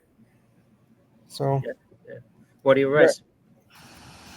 Where do I race? Oh, what sort of classes do you like? 12 scale. 12 scale? Oh, really? Yeah, 12 scale, GT12, 17.5. Awesome. My favorite classes. Just got into oval racing this year. So to kind of help the local club out. And we actually started up a series, the Ohio State Oval Series, which is a five race series. And we have our second race of the series actually this Saturday in Mansfield. So that's a lot of fun. So that's cool. Where are you located? I'm in southern Michigan. I'm 10 minutes from the Ohio border, southwest Michigan. Okay, that's cool. Very cool. Cool. Yeah, oval seems to have really blown up in our region, definitely. Up at a few of us go to Motorama in February, and that whole I don't know if you know much about Motorama. There's two sides. Oh yeah. Of the facility, it's 8 scale, but the oval is a relatively new program, and sells out quick, and it's it's hugely popular. So that's pretty cool. So, but it's I mean, in that region, it's just got real super big. So cool, very cool. So Dale, when you do your when you do your painting, is there a certain paint that you like to use, or a paint line that people that may get into painting, or guys like Toby that were doing stuff that they should maybe keep away from or maybe steer towards? I stay with the Createx brand paint. I've just had real good luck with it over the years. I mean, that and the old fast color paint. If I use any of the chromes, it's just out of the spray can. It's spastic. I'm not gonna waste an airbrush with lacquer paint. I mean, that just kind of gets everything ruined in my opinion. So I stick to the Createx brand. I think that's one of my that's Ed Collins' body. I think I've seen those bodies on the track somewhere. No, I still actually have to do Ed's body. You better get it out to him. Yeah, I know. We've been crazy busy at work, and it's just been, hectic whenever you get home after a 12-hour day and you've been, moving all day long. It's kind of hard to get motivated. Well, as we're trying to pump up your painting company and brand in the RC world, I definitely got my body in less than 8 weeks, so it was definitely killer. How do you get some of those special effects that you do? There's my body right there. If you look at some of the, where did you come up with the ideas? Did you learn from other painters, not stealing, but like appreciating other styles and stuff? Because I saw that you did like all these special kind of like shadowing effects, and then you did the reverse glitter in each one of the colors. So if you look deep into my orange, there was like glitter of blue. If you looked into the white, there was glitter of orange. It was like super cool, and you had to turn the body in the light to be able to see it. I thought it was really awesome.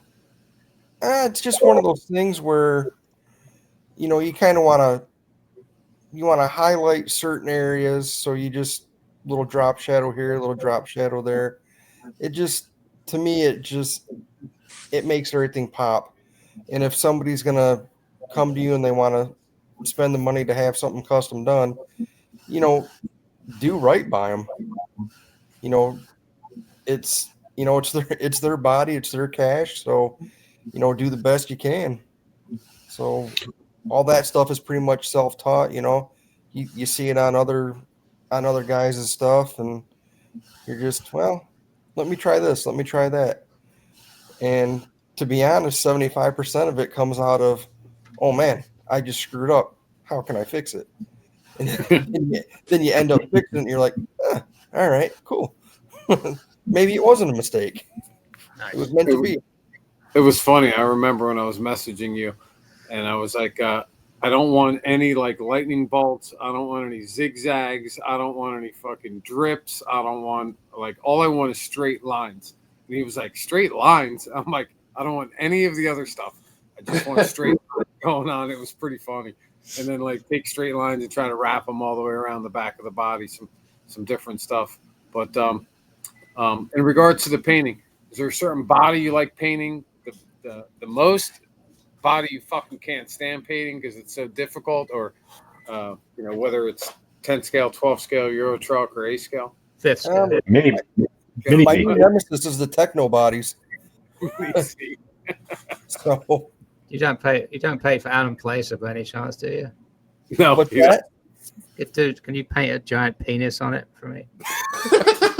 Sure, if that's what you're into. I mean, what you do on a Saturday night's up to you. Oh, we're gonna put a vagina on yours then? Hey, come on, do that too. Keep it clean.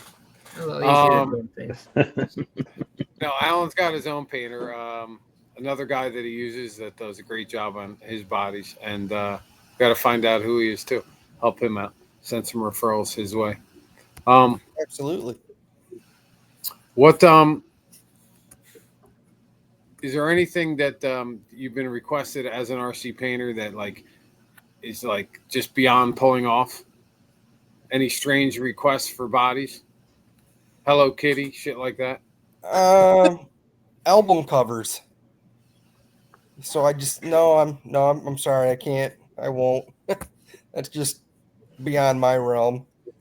So I need a album cover on a truggy body.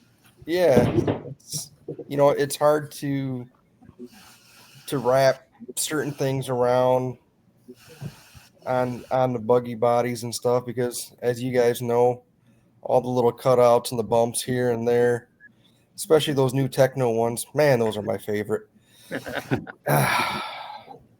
But other than that, I mean, just try and do what you can. So how do you handle your spray technique? Meaning, like, do you do multiple bodies at one time? Like, if somebody's ordering 3 bodies from me, do you shoot the same color, mask everything out, and do it all in a sequence? Yeah, you do it all at the same time. That way you're in the zone of, okay, I'm doing this drop shadow on the lick of the flame, so you knock all 3 of them out, then you do the main color and then go on and so forth until they're all done. It just doesn't make any sense to me just to take one body and do it complete and then turn around and do it 2 or 3 times. The only really real time that I'll actually do that is if I'll have somebody send 5-6 bodies and it's a collaboration of, hey, this is what I want, blah blah blah. And at that point it's like, hey, let me just do one. You sign off on it if you like it, then we can do the other 4. Right. So then I'll sit down and I'll knock out the other 4 or 5 or whatever it is, and we just go from there. Do you when people give you a body and say, just do whatever you want? I find that really annoying. Well, I just ask them, what color spots they want the cow to be. Yeah. So That's fun. It's gonna be white with black spots, purple spots, pink spots. What do you want? It's sort of riskier. Some people don't really know what they want. But just tell me what you want. If you don't know what you want, send me pictures of, hey, I like this, I like that. Can we switch this up, switch that up? And what I'll do is I'll sit down and I'll draw everything on the body. I take some pictures, send it off, and right on there where the colors are going to be, and we can have a discussion. I mean, you get many people say, people say, I want a body exactly the same as Mayfield's. Is that something you'll do, or will you say, well, maybe, but I'll modify this kind of thing, or will you just? Yeah, I just tell them, I can do that, but let me put my own little touch on it. That way, it's not a direct copy. And then anytime that you would post that, you would have to give the original painter the proper nods. Yeah. Because it wasn't your idea, and you're just doing what somebody else asked you to do. So you just want to give them a shout out. Yep. So there's no animosity behind it. Yeah, people get all kinds of butt hurt about that kind of stuff. Oh yeah, they get all kinds of butt hurt. I'm probably one of the few ones where, all right, you go someplace else. I mean, hey, there's plenty of us out there, unfortunately. Yeah, there's not enough painters, to be honest. So for this hobby, definitely. So right. After I started painting my own bodies, I realized it's well worth it to pay somebody. Yeah. Most definitely. I just got to find somebody to paint mine. Yeah. For the last thing you want to do, right? When you've done everybody else's. Yeah, I've been running one color schemes for about 1.5 years now. So shoemaker shoes. Yep, exactly. Yeah, it was funny. I remember when I was doing the emails with you, you were like, listen, you told me what you want. You sent me some images of what you had before, and you were like, just let me fly with it, and I'll send you a prelim. You'll sign off on it. It was great. You sent me some pictures back. You drew all the lines. You marked where the colors were going to go. Then I sent it back. You know what I mean? Change this color for there, rotate that. So when I finally got the pictures of the completed work, it was basically like I knew what I was expecting. It wasn't like without all the really cool effects. That was a surprise. So really cool. I got one last question actually. What kind of backer do you use when you're done? Because I find that over the years, right, some guys use some backer and it crackles the paint, or they're not sure kind of what to use. Kind of like that last final armor coating. I usually just use like a regular black,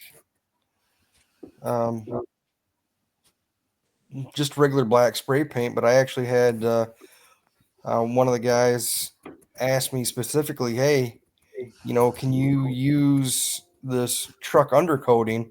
Like, well, I've never, done that before. And it was actually on some of the bodies you just showed that had it almost looked like a tiger. Yep. That's just truck undercoating, like a rubberized undercoating spray. So, I mean, that will make your body, last pretty much forever, unless you really crash the shit out of it. But it puts a lot of rigidity in that thing. And I've seen some different stuff. This guy, a friend of ours, all of ours, this guy Pete Margle does some painting on the side as well, and he used to use some type of like hard coating at the end, which is really good. Funny thing is, like, he stopped using it because it started reacting with some of the paints for some of the other customers. Mine never did, but I always like that final hard coating on there because it just made the body a bit more durable, less like duct tape you got to throw on the inside of the body to protect it from rubbing against the skirts and the shock towers and shit like that. Absolutely. So, go ahead. No, go. What advice would you give someone who wants to start painting their body? How should they get started? Don't do it. Send a body to him. No. Everybody's hung up on, well, bodies are expensive. Well, yeah, they are. Don't start out on a body. Go to the dollar store, get you some plastic saran wrap, practice on that. Get you some 2-liter bottles, cut them up, practice on that.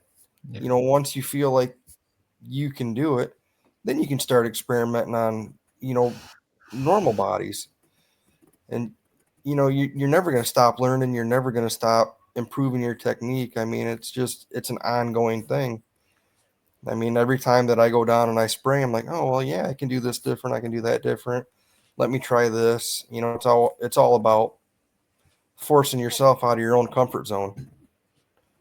And that body behind George, that was out of my comfort zone. So, because it wasn't flames, it wasn't drips, it wasn't lightning. It wasn't, it was out of the norm for what I normally get requests for. Just wait till I send you a Euro truck body. Oh, I've done those. Oh, good. Yeah. Same lines. Don't send an F1 body. When I used to paint, my number one rule was don't drink and paint. Yeah. Because that'll be a bad thing. You forget things, you're like spraying them, like, oh, fuck. And you left like a whole piece of, stuff in there. And you gotta cover that up. And, oh, geez, just I'm like, okay, never again. I've had those oopsies. Toby, what about wrenching and drinking? No, actually, no, because I did that once, and that was when I was driving Kyosho before, and I built a new car and got pretty hammered putting it together. And then I'm driving it around the track, and I'm like, this fucking thing won't tune. It's a bag of dicks. I take it underneath, I turn it upside down, and all the screws had fallen out from the radio tray. So the whole radio tray was just moving around. So every time I pulled the trigger, the whole fucking radio tray was moving. So it just, no matter how I tune it just wouldn't. So I'm like, okay, I'm not doing that again. So that's my 2 golden rules. Don't drink and paint. Don't build and paint. I mean, don't drink and paint. Don't drink and whatever. Those things. Don't drink and do stuff with RC cars, except drive them. Don't drink and do podcasts. I'm only 2 beers in. All right. Well, Dale, man, thanks so much for coming on to the show. And exposing your brand to all the other racers that watch our show. Guys, I got to tell you, he does such great work. It's definitely not 8 weeks, but his work is impeccable, and I highly recommend him. So I hope you get some orders for some other guys. I'll be sending you some stuff soon, and I really appreciate the job you did for us, and more importantly, the time that you allowed us to have with you on the show. Thanks a lot. I appreciate it. It's my pleasure. Thank you. Well, we're going to move on to our setup segment. And like I said to everybody else, Mike and Kush, who departed, feel free to hang out. Vin normally takes over the segment. He's actually, Vin, before we get to your segment, if you don't mind, we're going to do another shout out for EB Mods. Toby will do the real big one at the end with the photos and gives them some time to set up for that new engine release. In the meantime, EB Mods is our main sponsor. Thank you so much for providing some resources for the show. We really appreciate it, Eds. If you need motor tuning, you need some guy to break in a motor for you, do other great stuff, or you need a new motor or parts, EB Mods, that's a place where you can get it. Highly recommended. Most of the fast guys in our region are using Ed's motors. With that, we're going to jump to Tom Petrella really quick. Tom's got a list of the guests that we've had on the show because this is our 2-year anniversary. So before we go to Vin, we're going to cover Tom's recap of those, and then we're going to jump into Vin's segment. Well, I don't know what order we want to go, if we're going to go backwards or forwards, but I guess we'll work backwards. Let's start. We want to start with January? You go with however fucking way you want to handle it. All right. It doesn't matter. Well, January is my nemesis was on, so we got to thank Matt Williard for coming on. He's a 40-plus guy on the AE team. Good dude. Episode 14 in February, we had Kevin and Krista Muma. I mean, we all know those guys over at LCRC. We typically don't do stuff on Wednesdays just to accommodate. We all want to watch Hump Day Happy Hour. So really good group there. Ed Bridges was on in March. We had Thomas Kaufman on in April. Cam Cohen was on in May. We had Garland Smith G on from Roar. And then G's Raceway on. Jaron Barden came on from Tekin, talked DSC stuff with us. Thought that was informative. One of my favorite guests, Drew Singer. What a blast. Learned a lot about him. Got some pretty cool products too. So good dude. Jason Rona was on from J Concepts. Got to share some of his information. That was right after the World. So if you guys haven't listened to that podcast, go check it out on YouTube. I thought it was really insightful. I really enjoyed his answers. Kurt Wenger was on from Team Associated. Unfortunately, I missed an episode, but I went back and listened to it. Ton of good information. And then, as you mentioned before, last month, we had Steve Charles and Davis Taylor on. So thanks to all those guys for joining us this year. You certainly make the podcast better by being on it, and grateful to have them. Except for Matt. All right. Well, that brings us to the setup section. And today we're going to talk about setting up the driver for success. We have New Year's coming on. It's right around the corner. Everyone's got their resolutions, their reflections, their moments of self-realizations. So, here's a couple of, I would say about 10 different steps that I know I'm going to try and take towards a better 2025. And let's get to it. So step 1 is going to be set goals. Win novice could be your goal. It could be consistency, no crashing. It could be a better lap time. Finally win that A main would be a really great goal. So once we set these goals, now we can find ways to get there. What do we need to do to meet those goals? So are we practicing and testing 1 to 3 times a week? Are we learning more about setup? Are we going to read some of those books that we just talked about and then go out there and run in like 5-minute clips and make a change every 5 minutes, bring it in, top it off with fuel or swap out the batteries, send it back out there? Is it better? Is it worse? You just drove it. Now you're driving it again. Now you're learning something. So set goals and make sure, to try and find ways to meet them. And if not, get some help. So that brings me to step number 2, which is one great friend is worth a dozen good ones. Be a friend that sets the standard higher and will listen, but also call you out. Be that friend. And hopefully this friend is good at pitting as well. So that always works out. If you're lucky enough to have that scenario, you're in a really, really good place. Step number 3. This is a tough one for myself, and I know plenty of others. Default to kindness and generosity, but don't be a fool. So, for example, Mark Santa Maria mentioned about a track closing, and respect from the drivers. So I say respect the drivers that set a good example. And a couple of those, I've listed, just a couple of drivers that I personally feel like they set a great example. They're a positive influence in RC. Number 1 on my list is Ryan Lutz. I think that guy's amazing. He's definitely my favorite driver. Another one, local Jason Schreffler. That guy's always smiling. He's in a good mood. He always wants to help people out. He's awesome. Another one that's been on the podcast, Brian Cotta. We haven't heard from that guy in a little bit, but man, what a nice guy, him and his brother. Always willing to help. Richard Saxton, another one on the AE team. Tony E is another one, usually always smiling. Adam Drake does clinics all over the place, even Barnstormers, LCRC. He's doing one in Florida this weekend. Jason Rona himself, he's been on the show. And what a great guy, him and Paul Wynn. In fact, I was messaging Paul Wynn this morning. Thank you, Paul. He was helping me out. Kurt Wenger. Oh, man, that guy. Kurt, sorry for bothering you so much. He always takes my messages, my calls. These guys are all approachable. They're solid role models for our youth. And, listen, if you can default to kindness, step 3 is a great thing for all of us. Step number 4. Something I need to follow as well is hustle in silence. Success is loud. So you don't need to announce those W's. Just keep stacking them. Step number 5 is to be mentally strong.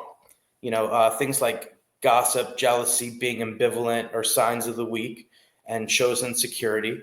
So only those kind of people are going to enjoy seeing others fail and make themselves feel better about themselves then. But control that jealousy by stacking those W's. Go out there, put your time in, and win. And there's nothing to be jealous about. And stand proud. Learn by doing. Go practice. Don't just read the book. Don't just watch the video. You got to go out there. You got to practice. You got to test. And especially don't go online and start talking about stuff that you think works when you didn't test it yourself. Definitely go out there, learn by doing. That was step number 6. So step number 7, never pass the opportunity to compliment others.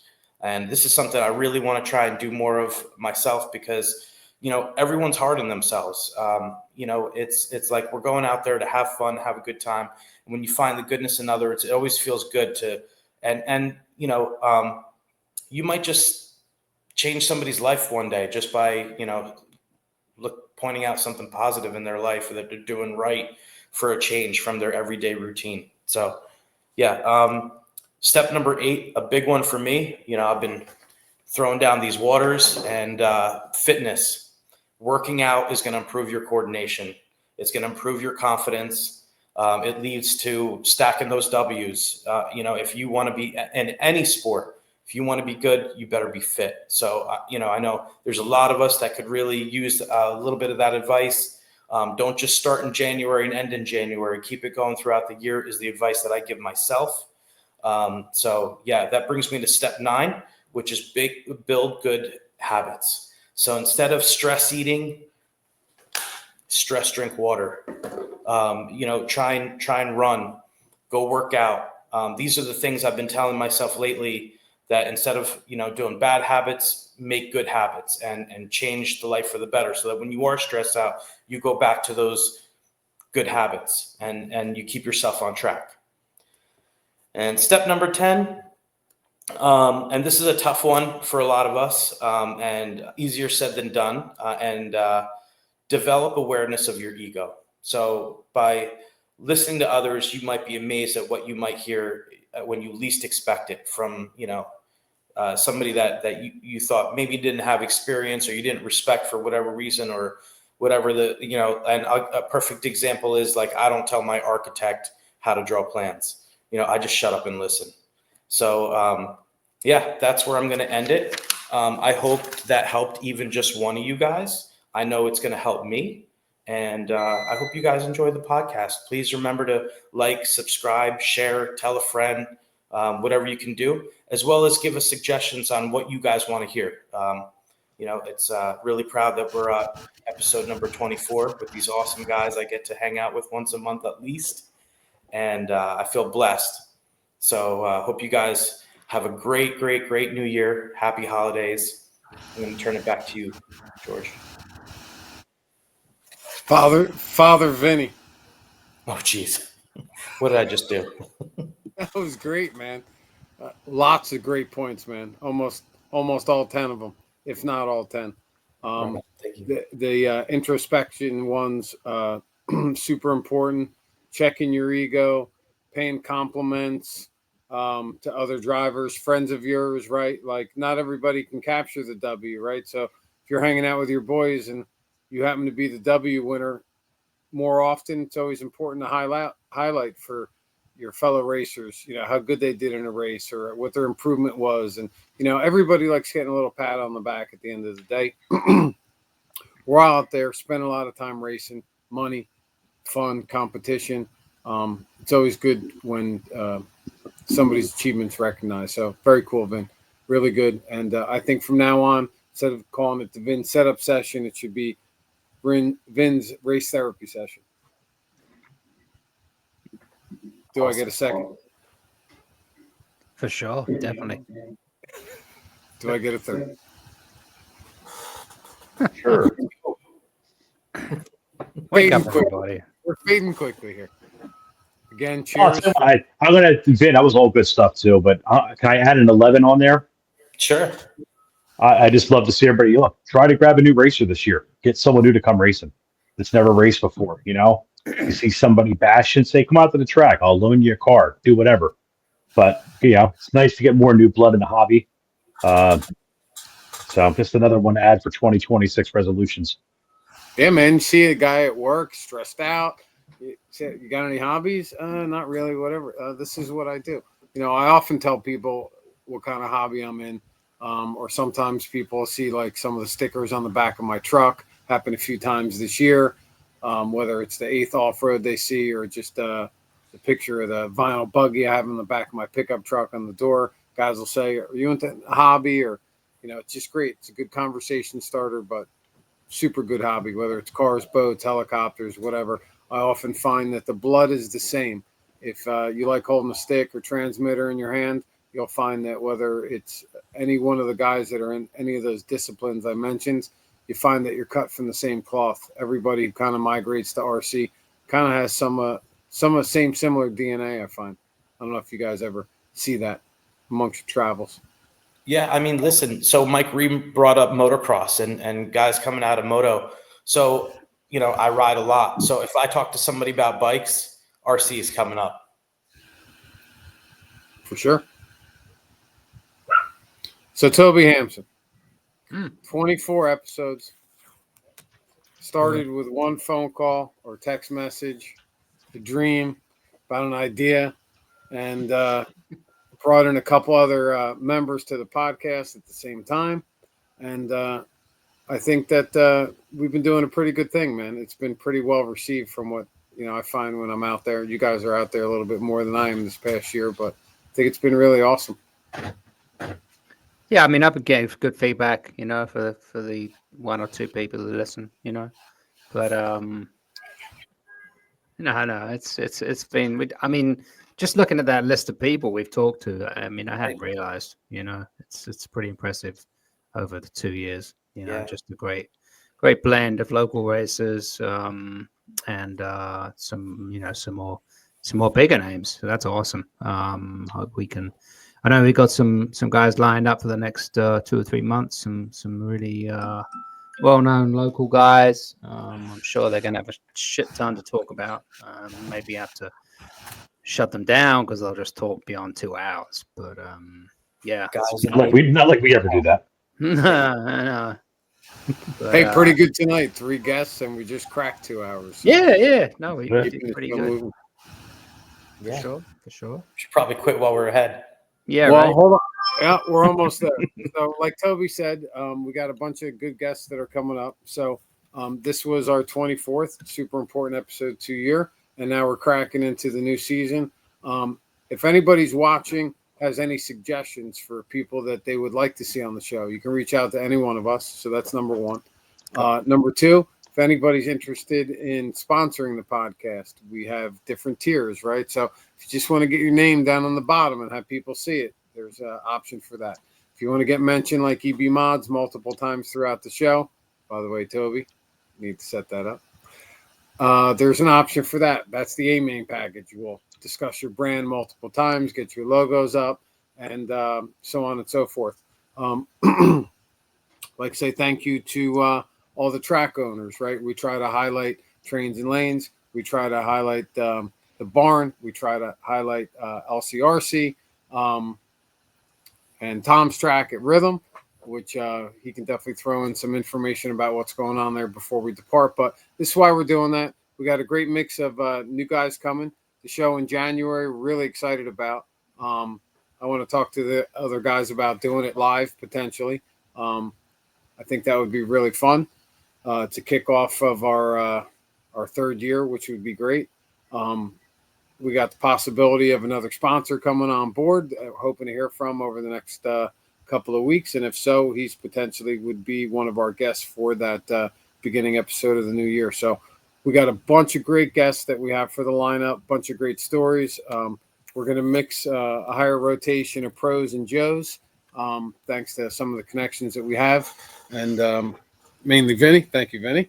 And that's it, man. Just super stoked for some of the new content that we're going to be providing and some of the great stories that we've captured. And there's a lot more to come. So thanks, everybody, so much for watching the show. Like Vinny said, definitely if you haven't subscribed, please do.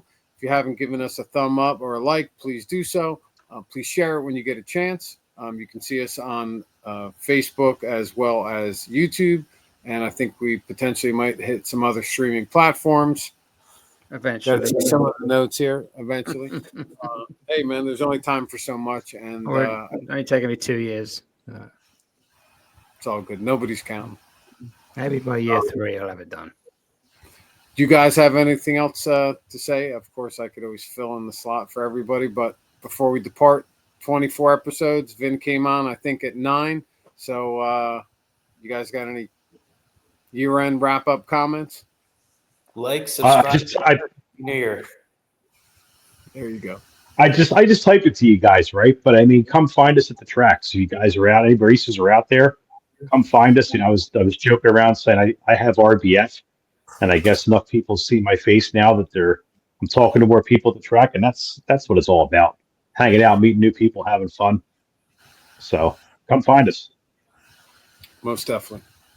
Yeah, absolutely. If you've listened to this, you know, if you've been one of the 3 people who've listened to this, come by, you know, grab us and say, hey, this is really good, or this sucked. But, you know, give us some feedback, right? If you got an idea, you know, I've done a year or 2 ago, I did the kind of like a top 10 regional thing, which was, you know, sort of good. I mean, it didn't get as much interest as I was hoped, but it was an idea, you know. But if anyone has great ideas about something that we could do on a regular basis, you know, cover things, whatever, just like a Nitro soundtrack. Yeah, okay, you and your obsession with that. Dude, I'm bringing it in January. Oh, that's the wrong picture I meant to show there. Where's that picture I was going to show? But yeah, I mean that's my spiel. Let's see if I can get this picture. Tom, anything? No, I mean, just if we're wrapping up, I'm not sure if we'll get this out before the 28th, but we got our annual New Year's race. It's been our biggest turnout at Rhythm every year. So hoping to see some guys there. Jay Concepts, Jason, one of those guys donated a bunch of door prizes for us. Nice. And it's been a good event the last few years. So hoping to have a good crew out there. Getting excited for 129 days or whatever you said it was, Toby.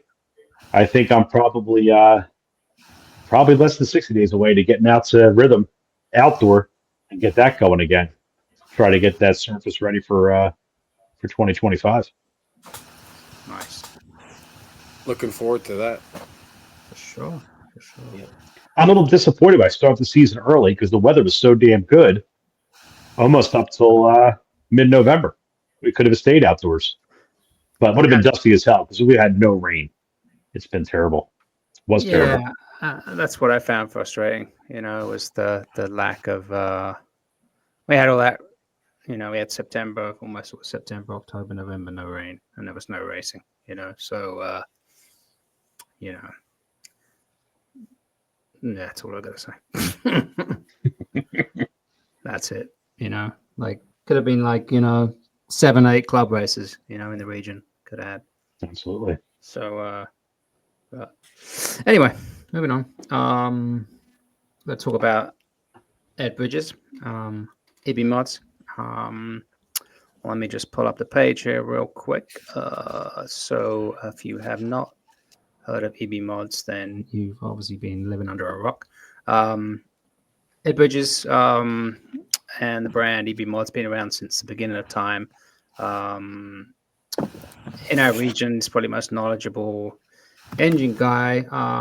Does your basic engine services, break-ins, resizing, tuning. So definitely check that out. I know that Vin and a lot of people in the region depend on Ed for his engine services. You pack up your engine, send it to him. Ed will go through the engine, do all the maintenance, check everything, bearings, whatever, repinch, send it back to you. You're ready to go.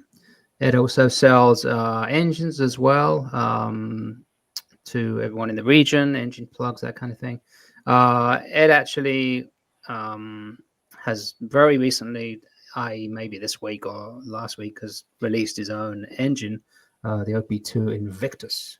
It's based on, I believe, a Nova engine. I'm not sure specifically which case. It's a 3-port engine, but he's had his own, obviously, his head and his own branding done on the case. I'm sure, knowing Ed, it's going to be a screamer.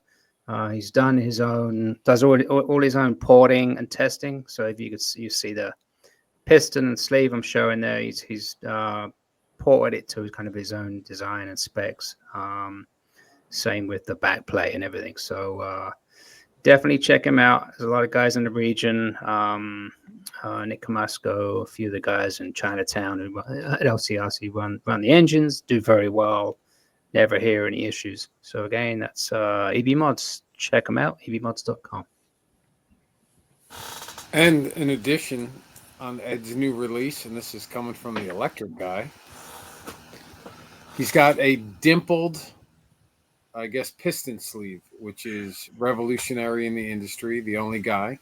If you still have the image up or the tab up, Toby, you could probably show it if you go back to that piston again. But apparently, Ed on this new Invictus motor, that's one of his new releases, and one of the main features is that he's got this new little dimple technique. Vinny, you know anything about it? So I know enough to not talk about it and ask Ed himself, because he's going to give you the best perfect answer. I'm going to tell you the dimples, and I don't know if they create turbulence or if they hold extra lubrication. Would be my guess, but I mean, it's so cool that he tried it. He's very innovative. I mean, look at that back plate and like everything he's got into that thing. And I think Tom Stober already got out there and got to drive it, and his feedback was that it was really smooth off the bottom, and then it was really linear after that, which honestly is exactly what Aiden is looking for in his program. So you will be seeing those motors in our cars, or those engines, in our cars this season. We've done testing with a couple different engines and clutch packages, and I think that's next on the list. Can't wait. Yeah, I'm excited to see the Nova brand come back to the industry. So it's good to see him basing the engine on. I don't know any reasoning or anything behind it. Do you, Vin or Tom, remember Ed's original engines that he used to have way back when? I know of them, and I know They were like know- little tanks. Yeah, you know what they were based on? I remember the heads on them, but I don't know if they were based on Nova Rosses or Or like Pico or something. We got to talk to Ed about that. Yeah, yeah. Anyway. Yeah, I'm still relatively new to Nitro. It's only been, I think this is season 3. Yeah. Cool. So yeah, speaking of Nova, so Nova just picked up. I guess it's public now. Yeah. So Jared Tebow, which brings Tebow back to racing. So we should be seeing him out there. It was good to see. Yeah, I mean, people talk about that online. I'd be surprised if he's racing that much, unless he's even on a limited schedule. To see him out there again, it would be cool. Yeah. I feel like he'd be doing more kind of like, development and testing, more for them, like you say, yeah, like at a limited races, not have to push himself as hard maybe and for results, and the same old schedule, So, but it's cool to see him. I'm gonna guess he's gonna run techno cars, so it's cool for sure. Alrighty. Well, aside from saying thank you so much once again to EB Mods, our sponsor, for this great year, I'd like to say thank you very much to my right-hand man, Toby. Thank you very much for all your help, all the great episodes, all the great work. Vinny, thank you so much for all the setups, all the time you spend prepping. It's obvious. Anybody who watches your segment knows you definitely invest in time. Tom Petrella, thank you so much for being part of the show as well. All you contribute. It's a great show. I look forward to it every month.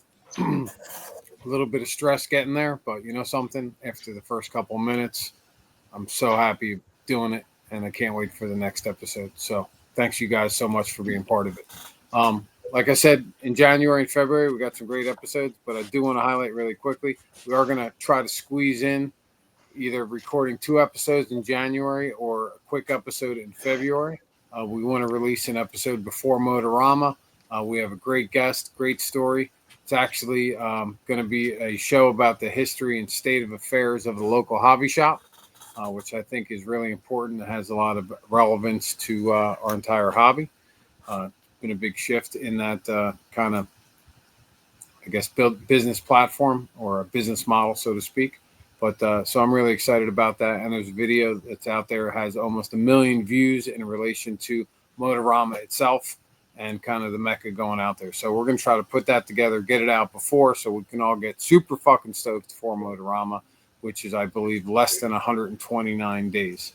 So Toby, when you build the countdown clock, please build 2 of them, 1 for Motorama and 1 for the general outdoor season.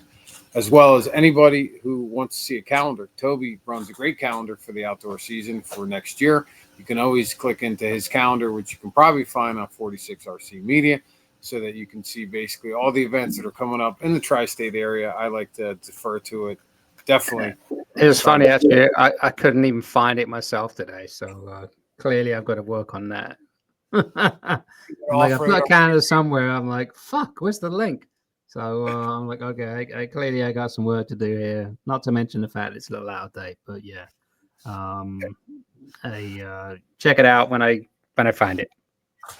Hey, you know something? A lot of guys don't. I think that's part of the problem, right? There's no like central place. I've been doing a bunch of boating this past year, and I find like getting in the different hobby discipline. What's interesting, I can kind of compare how the organizations are run, kind of like how the groups are run, how the races are run. So it's a really good, kind of experience to be able to see the differences between the two and try to, improve or make some comments to certain people. But nonetheless, I think your race calendar is great. It allows everybody to kind of plan out their race schedule for the year. Otherwise, everybody's jumping on every different website trying to find out what the race event schedule is. But anyway, blah, blah, blah. I could keep going. End of the podcast for sure. Thanks so much for watching. That's the Scotch Petrella. Like Vinny said, subscribe, share, thumbs up. We really appreciate it. Look forward to seeing everybody in January for the next episode. Awesome guys. Love you, my brothers. Can't wait to RC again, and see you all at the trackside. See you guys next year. Happy holidays, everyone. Get some RC shit for Christmas.